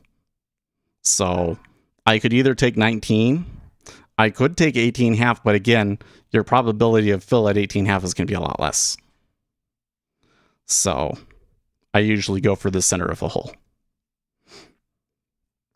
But you gotta be careful with it, right? Because again, what moves markets? Orders, and a new flush of market orders could come at any time. I mean, I can kind of time it. And see how long it's going to take for the liquidity to recover, to see when the next leg of the meta order is going to come. But some order flow, from as far as we can predict, or as far as we're concerned, is just random, and that random order flow does have a possibility of moving us outside of the hole, right? So I don't necessarily want to be really stubborn with it and be like, okay, I've got to sell at 19.5. I know that they've gone 4 ticks against me, but they're still going to come back. I should be looking at the volume and seeing how much of a volume impulse it was to say, okay, that was something different that wasn't anticipated. And I'm probably the way that I need to deal with that is to puke that contract. Right? Which is something that I think I struggle with sometimes.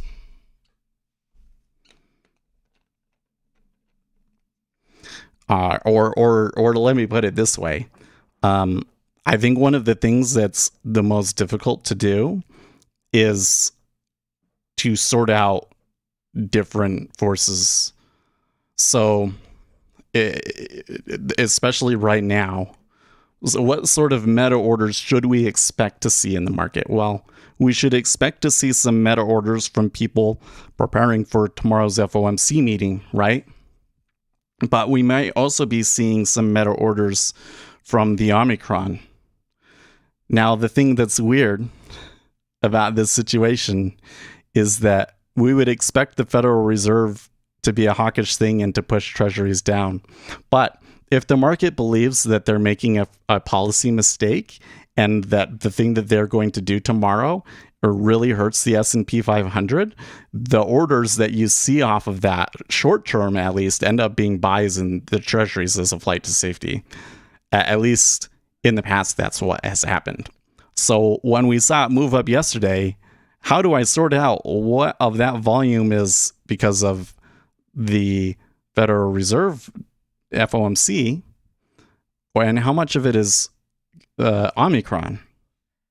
And I can't really know.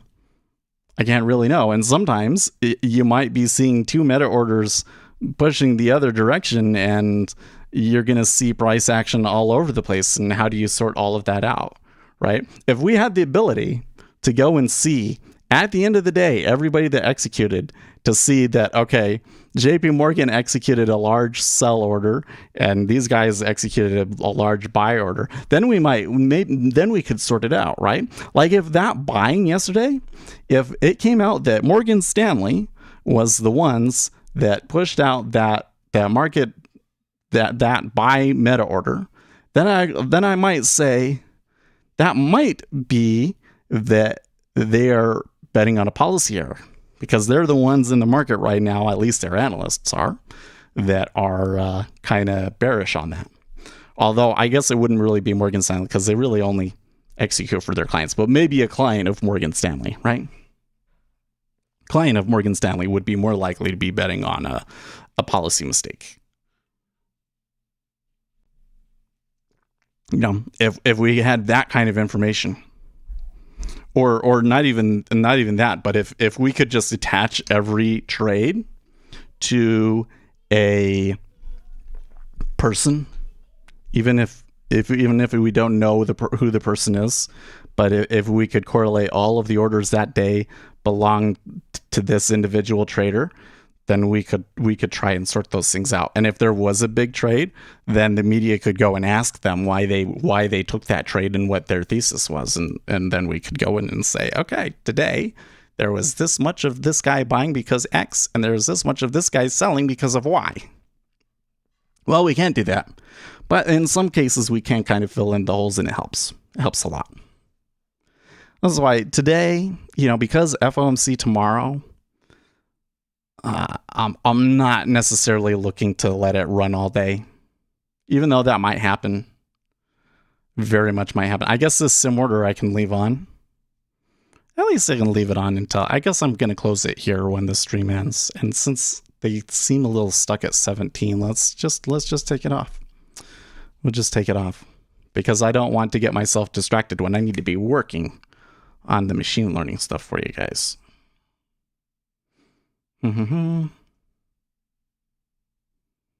Jeez, what?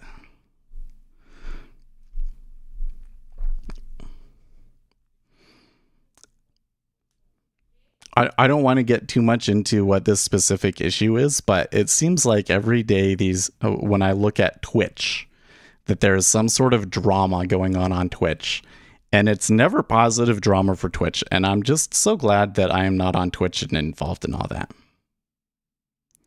Looking at noon hour so we haven't really paid too much attention to oil, have we? But oil is still just kind of chilling around the 70 and a quarter area.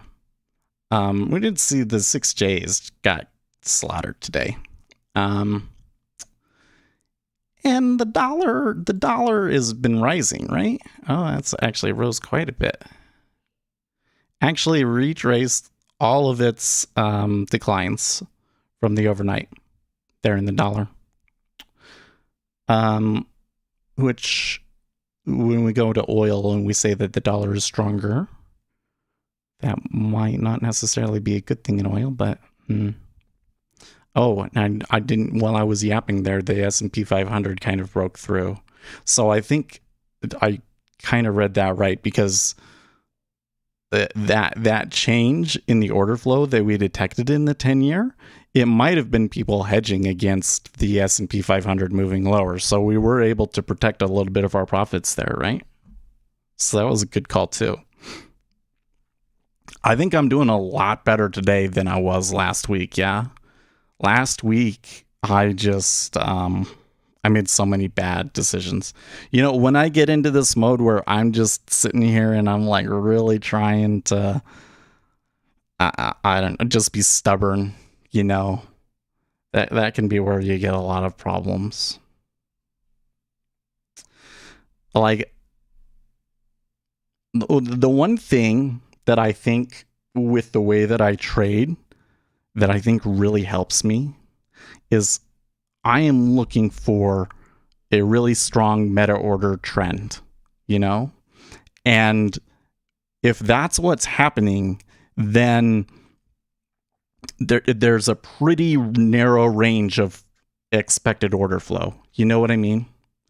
Like, if I immediately get into a trade, assuming that I didn't just get in on a liquidity hole, so I don't think that there's a liquidity hole, or if I think there's a liquidity hole there, that I got into a good spot relative to the liquidity hole, okay, then I shouldn't see 4 ticks against me, right?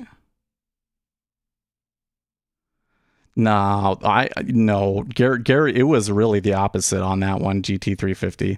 I had already basically thrown, and then after I had basically given up, then I let Gary have it. So here's the thing.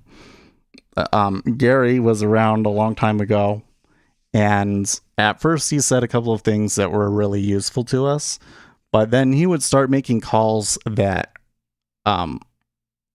didn't really make sense. Like at first it was like, oh, okay, so what do you think about oil here? And he made a call on oil in particular that was really bad. And then he started making unprompted calls that were really nonsense. And so I kind of started to suspect him there. I was like, maybe he's not as good as he thinks he is, or maybe it's just outside of his expertise, because he's made money on cryptocurrencies and options trading, and that doesn't necessarily mean that he knows where the oil market is going to be going, right? So I kind of thought that, but then he would start to argue with me about things that, you know, given the amount of knowledge that he claims to be having, you wouldn't argue about. Right? Like yesterday on Friday, he was arguing with me about the month-over-month versus year-over-year inflation number.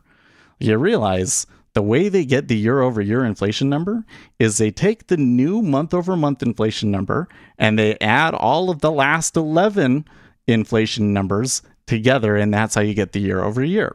So the year-over-year number just includes a bunch of information that we already know, and the only piece of new data is the month-over-month number, right? So why would you argue about that? That just seems like so silly, right? But then the other thing was I was talking about Bitcoin because I really wanted to trade MSTR, and he didn't think it was a good idea, and because he thought Michael Saylor is really smart. And so here again, this is another one where I was like, okay, he's like clearly in a bubble, or he's trolling me. And I did not tell you guys about that trade when I took it. I very intentionally did it after the stream and didn't tell you guys about it until a couple of days later. And then when we're talking about it, it's like, oh yeah, I remember that because I was hitting the Vega trying to change the trajectory of your trade. So right there, he's either misremembering or he's lying about trying to manipulate my trades, right? So when he disappeared, I was kind of grateful that he disappeared because it was becoming a problem, right? And he came back, and I was immediately suspicious this time around. I was like, well, he was trolling us in the past, And if he follows the same pattern, then what he's going to do is he's going to try and give us something that he thinks will gain our trust, and then he'll start trolling us again. And that's like almost exactly what he did. But I was still kind of like holding back just to see what he would do. To see if maybe I could get more evidence that that's what was going, like really confirm that that's what was going on, or mess with them a little bit.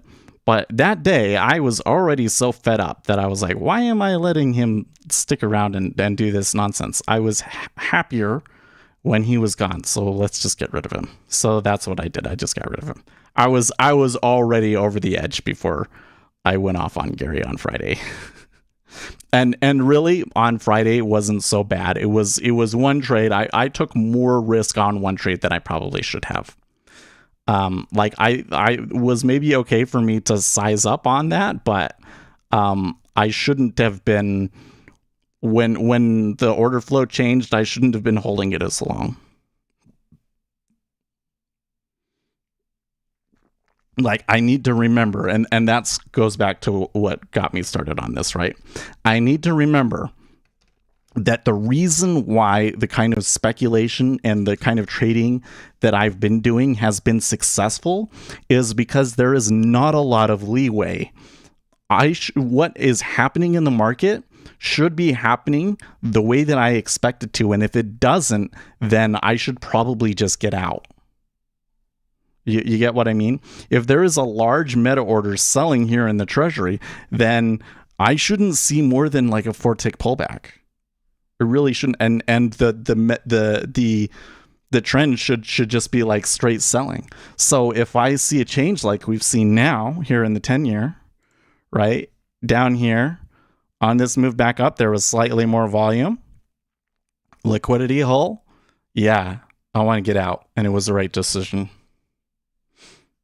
And it's also been long enough that I don't think that we're seeing another. I think that this meta order is done, and in fact, probably what's going on right now is the S&P 500 is now turned into a risk premium. So where is you still there, Captain Price? Did you make money off of that, or did you give up on that? Because I thought that another visit to the lows was unlikely. When I saw this thing, by the way, do you see this little square thing? For those of you guys that have the indicator package or are channel subscribers, I included that in the latest version. So if you haven't downloaded it, go back to the website and like uninstall and reinstall the indicator package. Okay. And then you'll get the pulled prices, because pulled prices, I have found, is a pretty good predictor of liquidity holes. And you can see it. You can see it very clearly that it happened, right? There was the pulled price that happened, and then what? They pulled back across it, and then they started rotating around it, and then you got the volume impulse to go lower. So what does that mean? That means that maybe the person that sold here doesn't necessarily know what they're doing, right?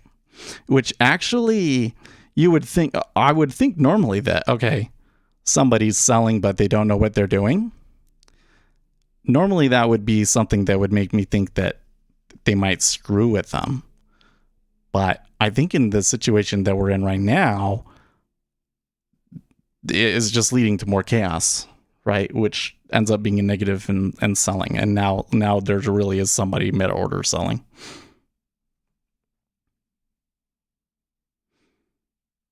Yeah, stick with what works and don't touch. I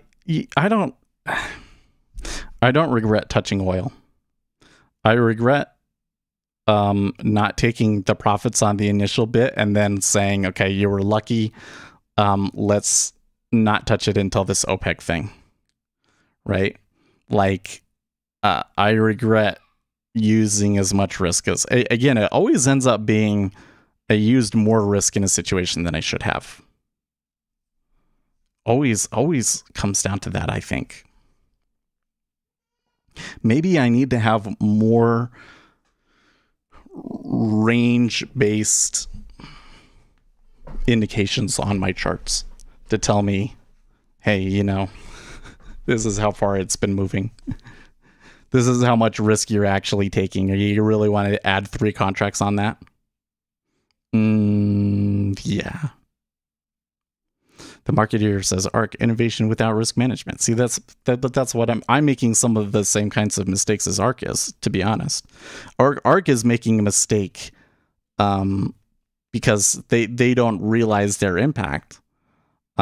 So I guess the mistake is a different mistake, but it's the same category of mistake. We're making mistakes that are leading to taking on more risk than we should.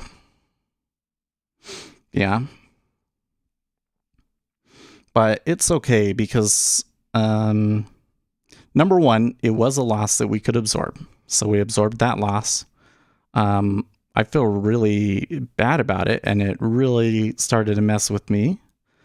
But I also think that it made me refocus myself a little bit, because that's another thing that will happen is the better I'm doing, the more unfocused I become, right? Like you saw it there on that one. I was explaining all this stuff to you guys, and then there was a spot where it was like a reversal, and it was starting to become clear, and I almost missed it, right? I almost missed it. I could have been, let's see here. I got in at like at 5, right? So I'd only be up $7 now if I had given up. If I hadn't have given that up, right? Oh, it was for 6. Wait. Yeah, 145. Okay, so I'd only have $10 left.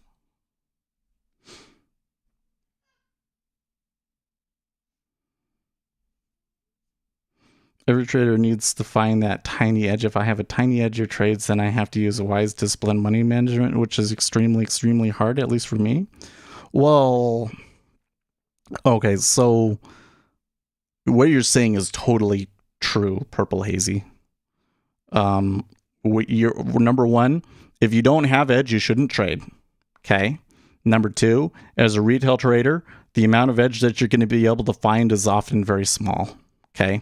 Or at least, I think that the edges that I have can be very, very strong. But even if it's a strong edge, there's just a lot of random order flow out there, right? Okay. Number three, disciplined money management or managing risk. Let's say managing risk, because it has to do with not just how many contracts you put on, but how far the market is moving at that time and how far it might end up moving, right? But risk management is an edge in and of itself. And a lot of the people that have had achieved popularity in the past, let's say, that a lot of traders know about and have tried to base their trading on, as far as I can tell, their edges are either mined out or they don't properly understand them. Because when I do an empirical study of these supposed edges, it comes back that what they're looking at is random. And so I think that it's probably one of those cases where they might intuitively understand what it's going to do from experience, but their theories about why it does that is wrong. And so you can't reconstruct their trading from the information that they've given, right? Because they don't understand enough. This is why I think it's important to understand this order flow stuff, right? Like these volume profile guys, there's been some people with volume profile that have had some success with it, right? But I would really like to see if James Dalton and Futures Trader 71 read this book, how their theories would change. I would really like to see that. Right? But instead, what a lot of people are doing is they just have really good risk management and they can take advantage of the noise, right? I don't know if today would be a very good day to take advantage of the noise, right? But hey, context is everything. There you go. I don't really like, I mean, I use the word context a lot, but I don't like the word context. I like the word informational inefficiencies. Seeing an informational inefficiency is useful. An informational inefficiency would be something you know about the market that isn't based on data generated by trade, that not everybody in the market knows, and that isn't properly priced into the current price. So, it seems very clear to me. I don't know by how much, but I'm pretty certain that the fact that the Federal Reserve is likely to double the pace of their taper and raise rates at least 2 times next year, I don't think that that's properly priced into the market right now. I really don't. I think that Omicron in particular has been preventing them from properly pricing that in. If it wasn't for Omicron, I think that treasuries would be like so much lower. They would be well below 130, if not 129. Right? But context is another word for that. I just think that informational inefficiency gets to the heart of why it's important. Why is it important? Because there's more informational inefficiency out there than there is statistical inefficiency.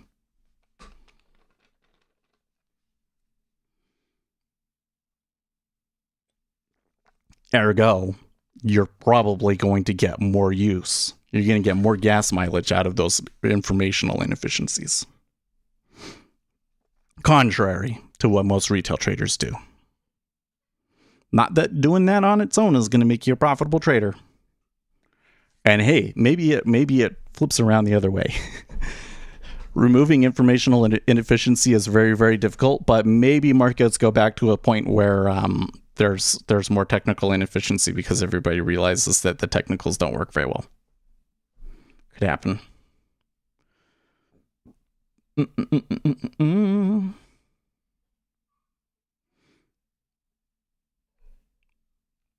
But anyways, so the whole reason I was kind of saying purple haze is because the thing that I would stress to you, because you're kind of a new name, right?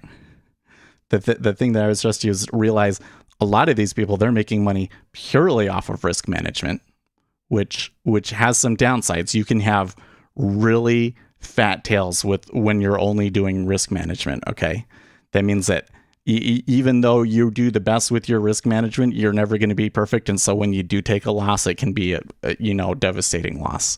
That very much happens with me. Okay, and it can also fool you into thinking that the things that you think have edge, they don't really have edge. It fools you. And that's why I think that the revelation that I give to you is that there is more informational inefficiency than there is statistical inefficiency. Now once you realize that might change how you try and take these things, because then you're going to say, oh, okay, well, I was really just making money from, because I had a large stop. Now that I understand some informational inefficiencies and I can identify one in the market right now and I can utilize that, I'm like way more consistent, right? Hey, with the treasuries, aside from Friday's loss on the treasuries, we've been pretty darn consistent and we've been pushing pretty high win rates. So I just need to sort out the... I have some parts of my risk management that are really good and some parts that are really bad, right? I don't think I understand yet when it makes the most sense for me to really try and lean into a trade and add some contracts and stuff, and when not to.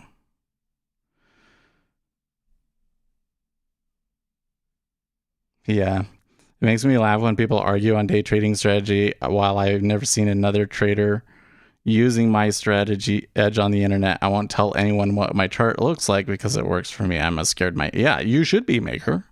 Frankly, Maker, you should be scared that you alone could potentially arbitrage your edge out. Like, I know that seems insane, but it is actually very possible. If it's really a truly good edge, like it's a really consistent one that happens a lot and like nobody else is seeing it, you're going to size up, and it's almost inevitable that you're going to get too big. Happens. And I've seen it happen to people. I don't think that they ever knew that it happened, but it happens. And you know what will happen to them is something bad will happen to them, and they never even know it. They never know that the reason that it stopped working for them was because they were trading too large of a size. And if they had just known at the beginning how to calculate it. So I will explain to you how to calculate it, okay? There was a study in 1985 by Albert Kyle about like insider trading, essentially. And the basic scenario that they set up was there's a market maker and there's an informed trader. Alice and Bob, okay? Bob is the market maker, Alice is the informed trader. So Alice knows, this is a theoretical world where Alice knows that at a certain time, let's say 9:30, when the London closes. Well, when London market closes, okay? Alice knows exactly what the price is going to be on the London close because she's a time traveler or something like that, right? So, given the amount of volume that is trading at the moment, what is the optimal number of contracts for her to trade, right? Because if she trades too many contracts, then she's going to become a majority of the market action, and she's going to push it more than it should and create inefficiency. And so those extra contracts that she's taking are actually eating into her profits, right? So there's an optimal number of contracts that she should take in that theoretical situation, right? How do you calculate that? And that's what Kyle does. And so he, and the reason that Kyle wants to calculate it is he says, okay, if I know the optimal number of contracts that the informed trader is going to take, then I can use that, watch the flow, and see when I'm seeing flow that is more than just a statistical noise that would indicate that they're taking that. And I can adjust my price accordingly so that I can do effective market making to basically account for the probability of adverse excursion, right? That's what the Kyle study is all about. And it is essentially the basis of all of these market making robots, okay? But I have a little indicator here. I don't recall if I included that one in the last build or not. But let me come in here and just make a new chart here, and I'll show it to you. Yes, it's based on the standard deviation of volatility and the standard deviation of price change, or how much the volume is changing and how much the price is changing, rather, right? The Kyle model does not take into account what you see on the order book. It only is taking into account traded volume. Okay. So what the indicator is called Alice, because Alice is the informed trader. So we're saying if you're the informed trader and you know what price is going to be, let's say 30 minutes from now, okay? And let's say that your target is going to be 10 points. 10 points, okay? Then this number that it's showing you right here, down at the bottom, would be the optimal number of contracts to take at any particular given time, right?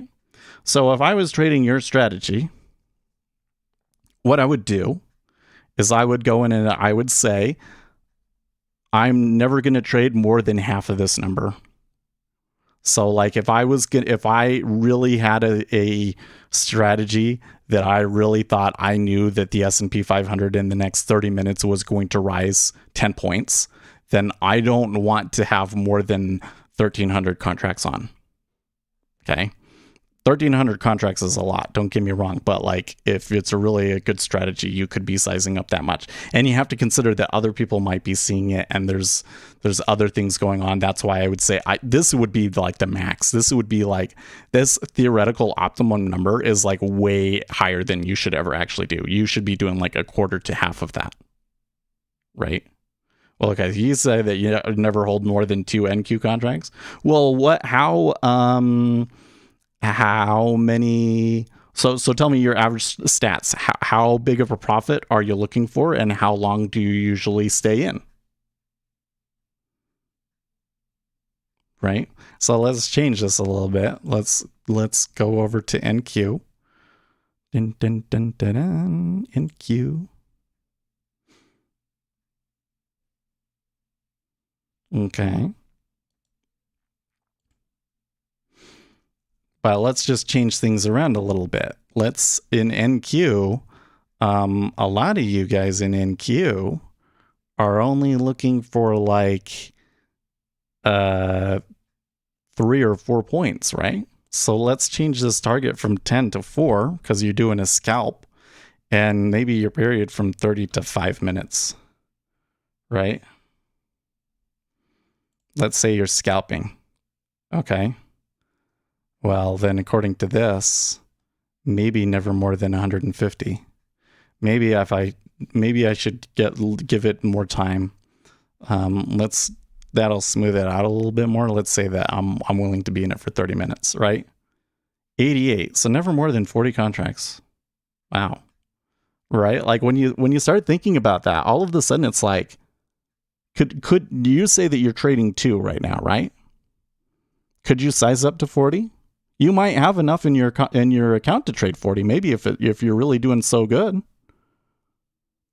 Maybe, you know? But then you also have to consider that maybe somebody else has found it. Maybe somebody else has found it, you know? How easy is it for that edge to get arbitraged out? Not very hard.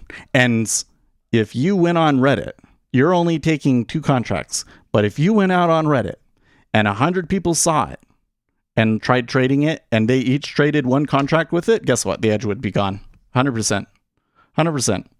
Nobody believes me on this. I don't know. I don't get what the deal is. Everybody always is like, nah, we're so small. Nothing I ever do is ever going to affect the markets, yada, yada, yada. I'm telling you guys, you can arbitrage and edge out all by yourself. It's possible. It's not only possible, but if it's really, truly a consistent edge, it is probable that if you continue to size up as quickly as you can, that you will do that. Oh, if I trade, well, okay. If you traded 40 all at once, it probably would go against you real fast. Yeah. You can go and watch the big orders in NQ, and they do funky stuff. They react to every trade. But that's the thing, is like, yeah, your one order is not a big impact in and of itself, but it does have an impact. And you just have to consider that if you trade it at exactly the right time, the impact that it can have on you could be really bad, right? So yeah, if you have a consistent edge, you should give it to me, but don't tell anybody else. Right? But this brings us to another question, though, if I could, Maker, because I'm assuming that your strategy is really good and consistent, because that's one of the other things, is that like the technical edges that I have found a few, but I'll tell you 2 things about them. Number 1, they almost always involve order flow and not price. And number 2, they are only like 55% win rates given equal risk reward. Given equal risk reward, the best that I've been able to get is 55%. So the amount of edge in them is not actually all that great. And when you look at that, like if you say that my win rate is 55%, what is the chances of having a 20 losers in a row? It's actually basically going to happen at least once in your trading career. You know what I mean? So a lot of those strategies are not as consistent as I would like, right? But if you have something that's truly consistent, right, then that would be really interesting. And then it would be, but the theory that I have, orders move price. Ergo, price is only a result of the orders. Ergo, any kind of technical strategy that you're going to find, you're going to have a lot more, a greater probability of success looking for that in the order flow than you are looking at for that in price charts. Do you disagree? I'm interested to know. Okay, so what is Aditya asking here? Does Jigsaw support Nifty, which is Indian? I don't think that they do. That would all depend on your broker. But what we do, Aditya, the vast majority, and I mean like 95, 99% of Jigsaw trading, people using Jigsaw are executing against the Chicago Mercantile Exchange, the CME. So, Jalen, if edges can be easily exhausted, why would you stream your own trading sessions though? Excellent question. Number one, I don't explain everything that I'm doing to you. Number two, the basis of my trades is usually not based on technical analysis, right? I'm not using that kind of statistical edge, strictly speaking, for my entries and exits. I think that I did do that at the beginning, and maybe I did have some edges in there, and I do think that it is probable that the reason that they stopped working was because I was streaming it. But now I am much more about the informational inefficiencies. So when it comes to an informational inefficiency, at that point, the streaming is actually a little bit helpful to you, right? Because you might have an informational inefficiency, like for instance, what the Federal Reserve is likely to do tomorrow, and it's not properly factored into the market. Well, how are you going to get it to properly factor into the market? You need order flow in your favor doing that. And the more people out in the market that understand that there's that inefficiency and that, you know, it's likely to come through, probably the better for me. So I'm taking a trade and then I'm talking, this is the forces that I see going on in the market.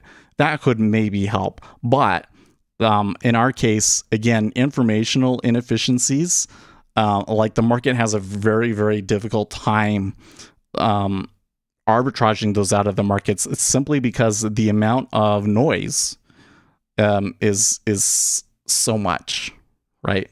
So I'm able to stream that if it really was, and you'll notice when like my robots, I don't talk about how the robots work very much. I might give you some principles about like what sort of things might you want to go and learn so that you would be able to make that yourself, but I don't explain how it works. So yeah. And maybe it's the case that I really just shouldn't be streaming my trading, but that's also where I've kind of come to the conclusion that the thing that is, of course, I want to make money from trading and everything. I don't expect that I'm ever going to become a millionaire from trading. The amount of money that I'm going to make from trading is always going to be pretty small. And I think to me, it is more important that I am giving you guys good information and I'm making you guys better traders and you're enjoying being here on the stream. That's more important to me now. So I don't know if that's good or bad, but that's where we're at. May I ask what your education background is? I'm pleasantly in awe of your scholarly efforts and that you're quite familiar with different books and stuff. Yeah. Well, so the way that came about, so my story, my longer story is, when I was a kid, I wanted to be a video game developer. So I went into computer science thinking that I was going to make video games. And when I got into my, junior, senior years at school, I started to get some views into the video game making industry. I think the one that really did it for me was Zynga came over. Those are the guys that made Farmville. And what they were asking of their interns was like so insane. Like the level of experience that they wanted and the pay that they were giving them was so trivial compared to the skills that you'd have to get that job. I was really like, this is not worth it. They are squeezing you. And then that's when I started learning all the stuff about the crunching and all of that. And I realized that I didn't want to become a video game developer. That working for somebody else in the video game development industry sucks balls. And that was then when the 2008 crisis happened. And I realized that I really loved financial markets. So I graduated with a degree in computer science. And I went and I worked for Goldman Sachs.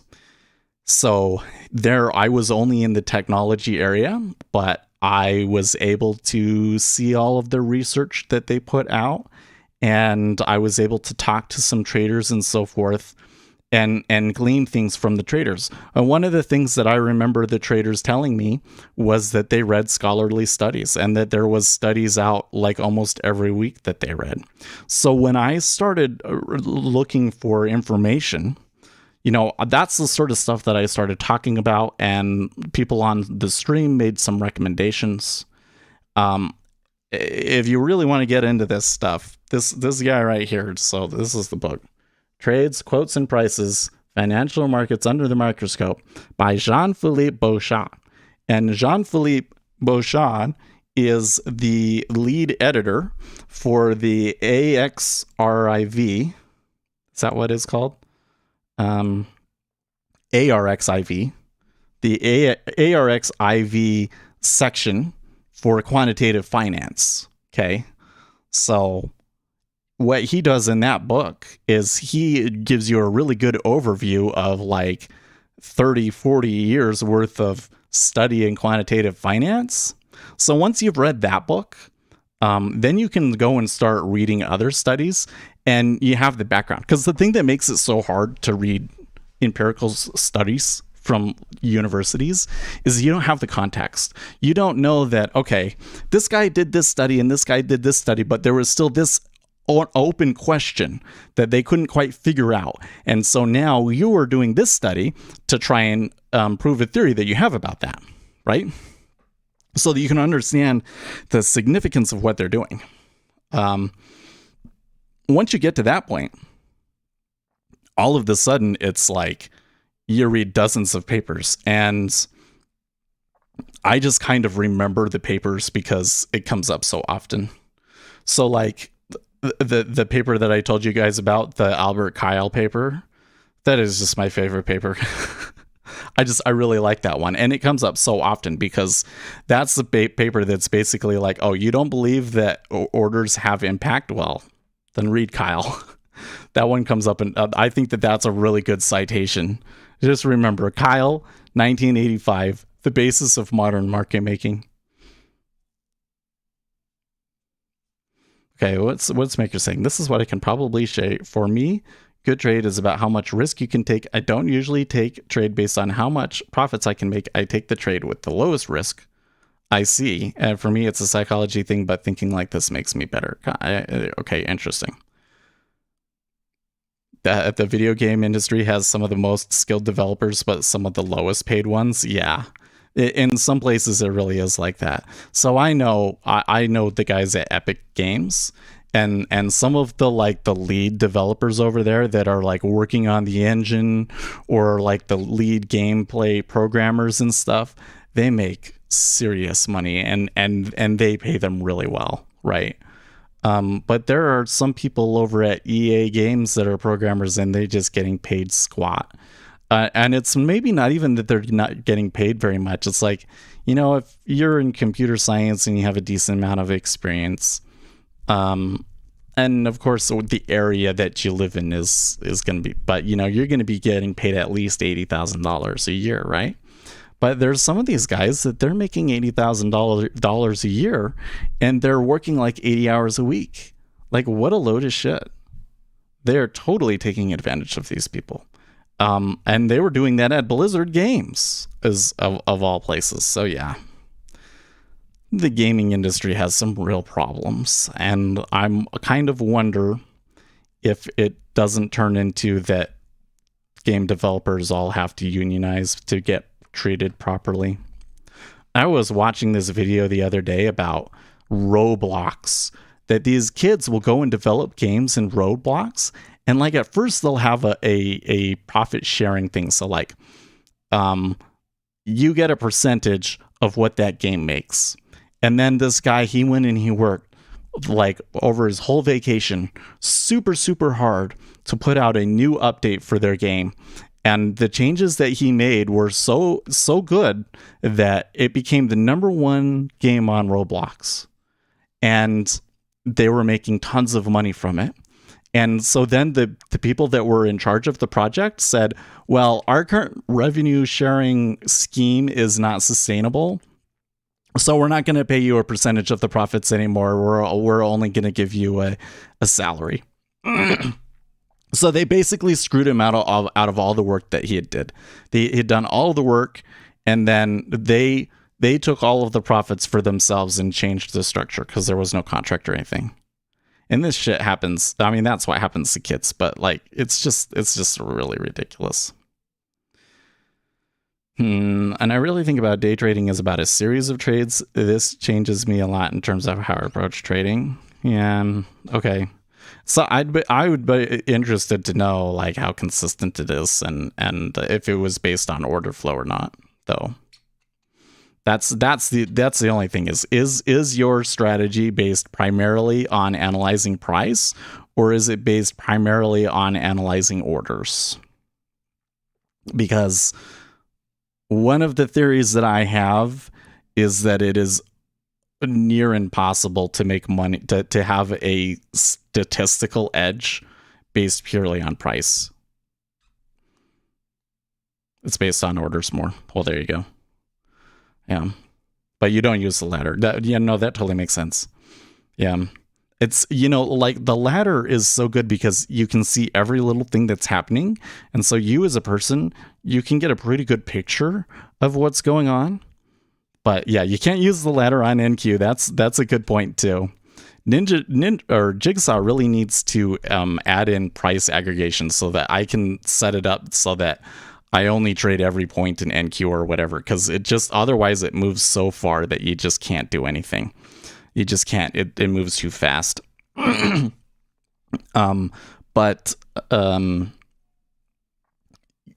But if I'm looking for a statistic, a specific aberration in the order flow, I write all of my own indicators and stuff to do that kind of analysis. Yeah.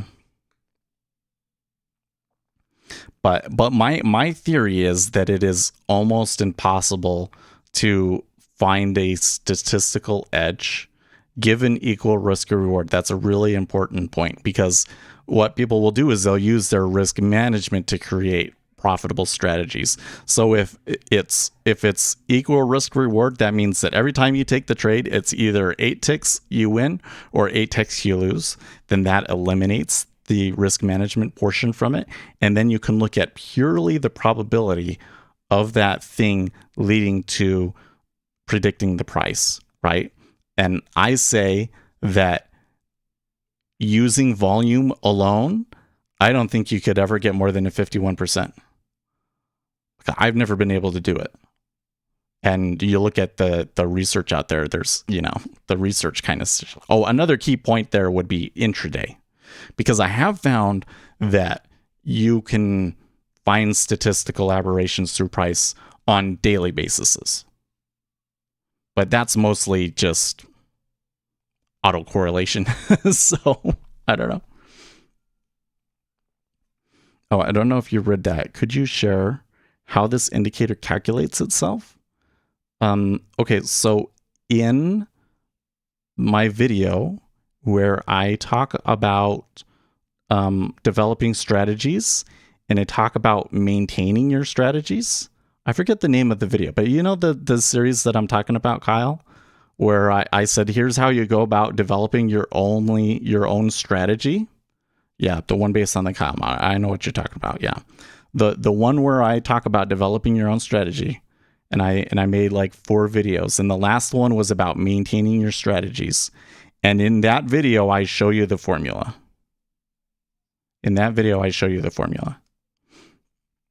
But I don't know it off of the top of my head, but it's basically the standard deviation of volume and the standard deviation of price. And I think that Kyle's lambda comes in there somewhere too, but I don't actually remember off the top of my head now. Yeah. Or you just go and read the paper or read the book or just download them. So I'm hoping here, and it's time for me to get going. I stayed later than normal because, people were asking questions, but I do want to go and do some other work today. Would DOM without market orders still be good? Okay, so a DOM where you can't see the current trades column is okay, but it is certainly not optimal because you really need to see how much traded when it ticked up. And if you don't have the current trades column, then you basically have to watch this volume profile bit right here, which is really hard. Okay, so anyways, but Alice is going to be in the indicator package. If I didn't include it before, it will be in there. And my intention is to release the next version, hopefully after Christmas, and make it so that not only can you get it with a monthly subscription, but that you can just pay $100 one time. So, okay, yep, thank you. What should we call today's order? Should we say Omicron panic continues? I don't know.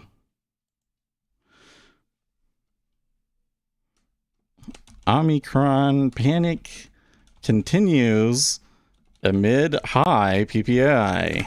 High PPI is, I think, critical point there. Okie dokie. By the way, how did we do? We have a lot of, because you guys were more chatting. A little bit more today, 30. That's good.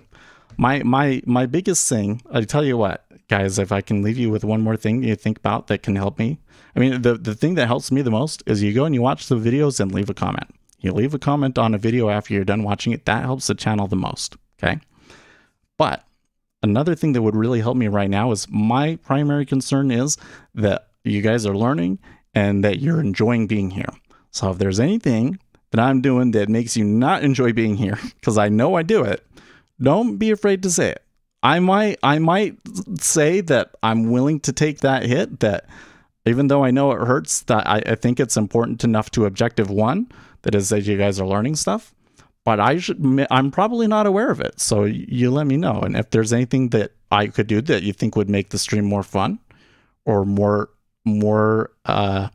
educational, like when you guys have these questions, you ask them, it makes the stream so much better. I really appreciate it. We had a good day today. Try with Fed has mistaken big time. Well, I don't really try and I actually unlist the streams after the stream is done now so that the front page is clean, because I want to direct people to the videos, the VOD videos. So yeah, so I don't worry so much about the title. The thing that I think about the most with the title, you can ask another question. I don't have to go anywhere. I'm not going to be walking away. I'm just going to be programming on my own after this is all. No, so the most important thing with the titles is that when we think, remember that one day when X thing happened and we want to go and find it, that we can find it. That's the most important thing with the titles. Okay, how can the DOM be matched up to a candle chart? So that's a difficult question. So first of all, if you really want to see, You know, what do we call it? A footprint chart is really like the DOM over a long period of time. So looking at a footprint chart can be really useful. Okay. Liquidity holes are definitely a thing that you will see on the chart. But the sort of things that can be a liquidity hole, you're going to see more of those patterns on the chart than actually exist, right?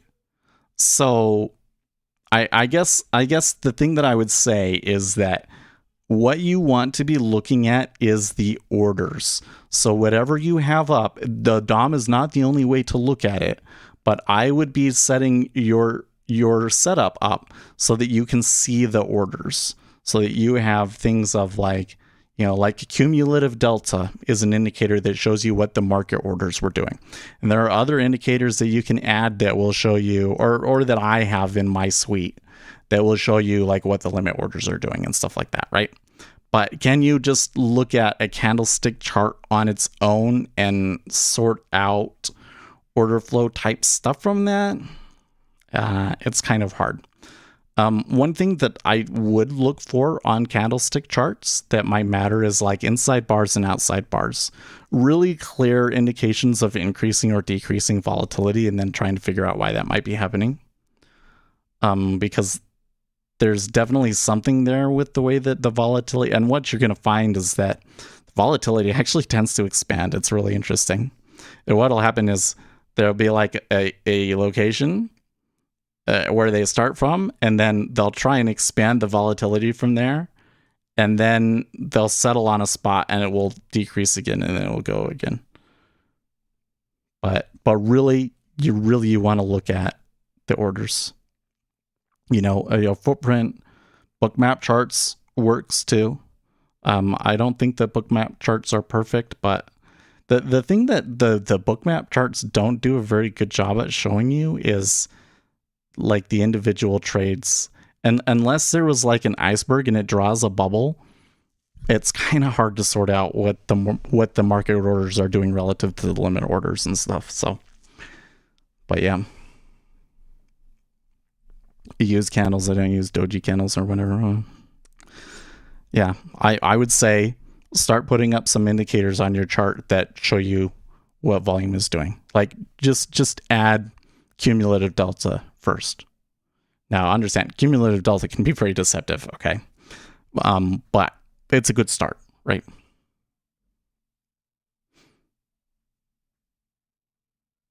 If there was a strong buy order on the DOM, where would that show up on a candle chart? It might not. So if there is a strong buy order on the DOM and a liquidity hole was found, then what you will see on a candlestick chart is a bunch of dojis and inside candles and stuff, right? In that location. But you know, again, because price is the result, there's going to be a lot of noise in there too. I can't say every time that there's a doji, there was a liquidity hole, right? But some proportion of those dojis, probably a lot of them, are liquidity holes. And most of the time, when you do get a liquidity hole, you're going to see some sort of a doji, right? You get what I mean? It's like you're trying to, all you can see is the answer. And you're trying to see what the next answer is going to be based off of the previous answer. And if you just look at the equation, it's so much easier to figure out what the answer is going to be. You get what I mean? So look at orders, man. That's my recommendation. Could a horizontal line be programmed to appear on the charts along with the... Yeah. Oh, okay. So for instance, if we trade through a price and like nothing trades at that price, that could be an indication of a liquidity hole forming because of strain on the order book, like we're moving too fast. And then we'll tend to rotate around that price. And one of the indicators that I have in my package, pulled prices, will draw a little box when that happens. So you could, yes. And that's the way that I would do it, is like, say you have a candlestick chart on there, and then I would be adding indicators to it that show you what the order flow is doing. But again, like what the price is not really actually that useful, believe it or not. So, because everybody has this idea about markets that are elastic, that here's a price that is like a balanced price, and then they're going to move away from it. And the further away they move from that balanced price, the harder it is to stay up there, and then they're going to come back. And that's like price elasticity. But markets are inelastic, which means that like what the price is now doesn't matter. All that matters is going to be what the orders that come in. What the orders that come in are going to determine what the next price is going to be. You don't use Bookmap. Are you using NinjaTrader? So for NinjaTrader 8, you use C#. I have a bunch of resources on the channel about how to program with it. Even if you've never programmed it before, you could totally start it. It's not actually that hard. And you're going to find from looking at other indicators, you're going to be able to modify them to get them to do what you want, usually. It's quite rare that somebody comes to me with a question that is like really, truly hard to write in NinjaTrader. So...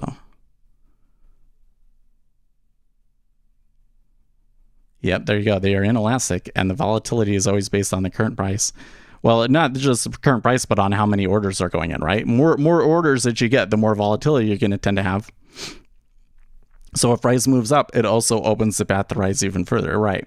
And the funny thing is that the orders have like a long impact too.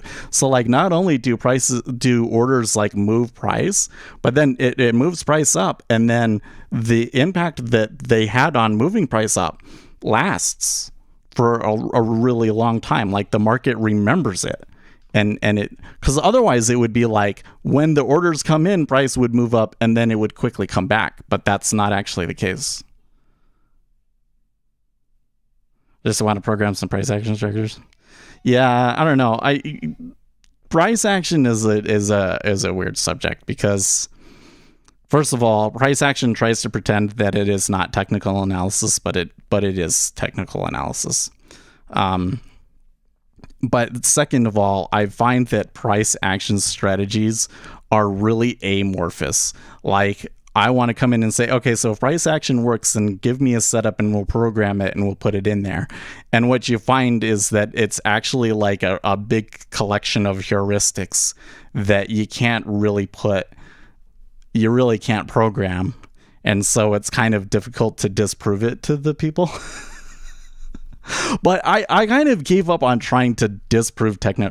My thing used to be, okay, give me an indicator and I'll program it, right? And then I would show you the results of it, because maybe you don't have the programming skills, but I do, and so I program it, and then they'd be like, oh, well, you change this and this, and then we change this and this, but I found that like no matter how much you did, and no matter what the backtest results showed, that people didn't believe it. And I've found that we've had a lot more success just by saying, what do we know about markets and what sort of things can we pull out from that? And that's been way more useful, right? I've never seen any book there's like Mo Brooks, and then there's the Max price action trading system. I read Max, part of Mac's book, and I was like, this is garbage. Like, once I realized that the whole basis of his trading was to have a stop twice as big as your target, was all, I was like, oh, okay, this is nonsense. There might not be anything to the actual, there may not be any edge to the actual price action bit of the system. All that the price action system does is force you to be consistent about it. And all the edges just in the stop. And hence why when volatility increased, all of the PATS traders got stopped out. Got screwed. And there was a forum post on Futures.io where there was a bunch of people talking about that. And the ones that were smart enough to realize that, oh, volatility has increased, and so I need to increase my profits and targets, they survived okay. But I would love more people to trade on technical indicators so my edge can go stronger, please. Well, I kind of feel that us as retail traders, working together, that we can have a really beneficial impact on each other, right? And that we can grow a stronger edge if we're working together, as long as we don't get too big, right? But that's also another reason why I think that it makes a lot of sense to go towards informational inefficiencies, because if we're going after informational inefficiencies, then the ability for us to grow bigger is we have so much more ability to grow big, right? Up until we're on CNBC. Then when we're on CNBC, then it becomes a problem. That's why Dennis Gartman always gets embarrassed because he's too influential, essentially. And I don't think that he's realized it. I don't use indicators like MACD. Yeah, thought those are, especially like the thing that people don't realize is again, like, because the memory is long lasting, like once we have a move up, then like we're anchored from that price at that point forward. So like martingales, like the best prediction of future price is current price, or rather, right? I forget the way that they say it. That's not right, but they're martingales. So like, especially deviation bands. That the problem with deviation bands is that at that point you're always looking at a past price, right? Okay, would you consider VWAP as a tech? No, it is order flow. It is order flow. It has advantages and disadvantages. VWAP, I would say VWAP is order flow 100%, but the distribution on the stats of VWAP are way more complicated than people think, right? Like, people think that it comes back to it, and most of the time it will bounce off of it. True. But when it doesn't bounce, there's so much more money in it when it goes through. You get what I mean? Right? That's where it's like, yeah, but if you can just follow the meta orders and you know what's going on, and then VWAP is definitely a price that you want to look at. I mean, like here today in the treasuries, we've kind of come back to the VWAP. I don't use VWAP as much anymore because I've got these cost basis ones, so I can see, like, look, they came right back to in between the buyer and seller cost basis. So that kind of suggests to me that somebody was selling, they had an impact. Maybe somebody took a short-term trade on the other direction on it reversing, but it came back to balance. That area is balanced between buyers and sellers in my view things. It's like my VWAP. Okay. I do have all these averages on my chart, so I don't use them for primary decision making. I want to know where price is what relative position. Yeah. It's just so funny. Like, people are not taught to think about probabilities in terms of distributions, and to realize that if something doesn't happen very often, that it could be more impactful, right? Because Nassim Taleb's whole deal is looking for things that are extremely unlikely to happen, and finding the situations where he has a high probability of predicting that it is going to happen. So he knows that there's actually a really good chance of it happening now, even though it's a rare event, and nobody else in the market does. And so the options don't price it correctly, and that's how he made his fortune. Right? That's a really good way to approach it. Yeah. And I do that with technical analysis too. Like, if I know that there's like a pivot high or pivot low, or what are the floor pivot prices, that we're going to, and I know that a bunch of retail traders are going to be looking at it, but I also know that the flows are such based on the meta orders and the news and everything that we're going to go through that price. I want to hit into that hard because those are some of the best ones. So when the retail traders take this dumb trade that makes no sense based on the informational context, but they're just trading like robots, you know? Yeah. Bands are, I think I want to do some more research on deviation stuff, but not in bands, because I just want to look at, you know, given the current volatility, here's the current price, here's the range of possibilities about how far we're going to go. So it's like a deviation band that is the mid band is just the close, right? Or maybe it's just an SMA of 1. Okay, I'm yapping now. I gotta go, guys. I need to pee. See you guys tomorrow. Stay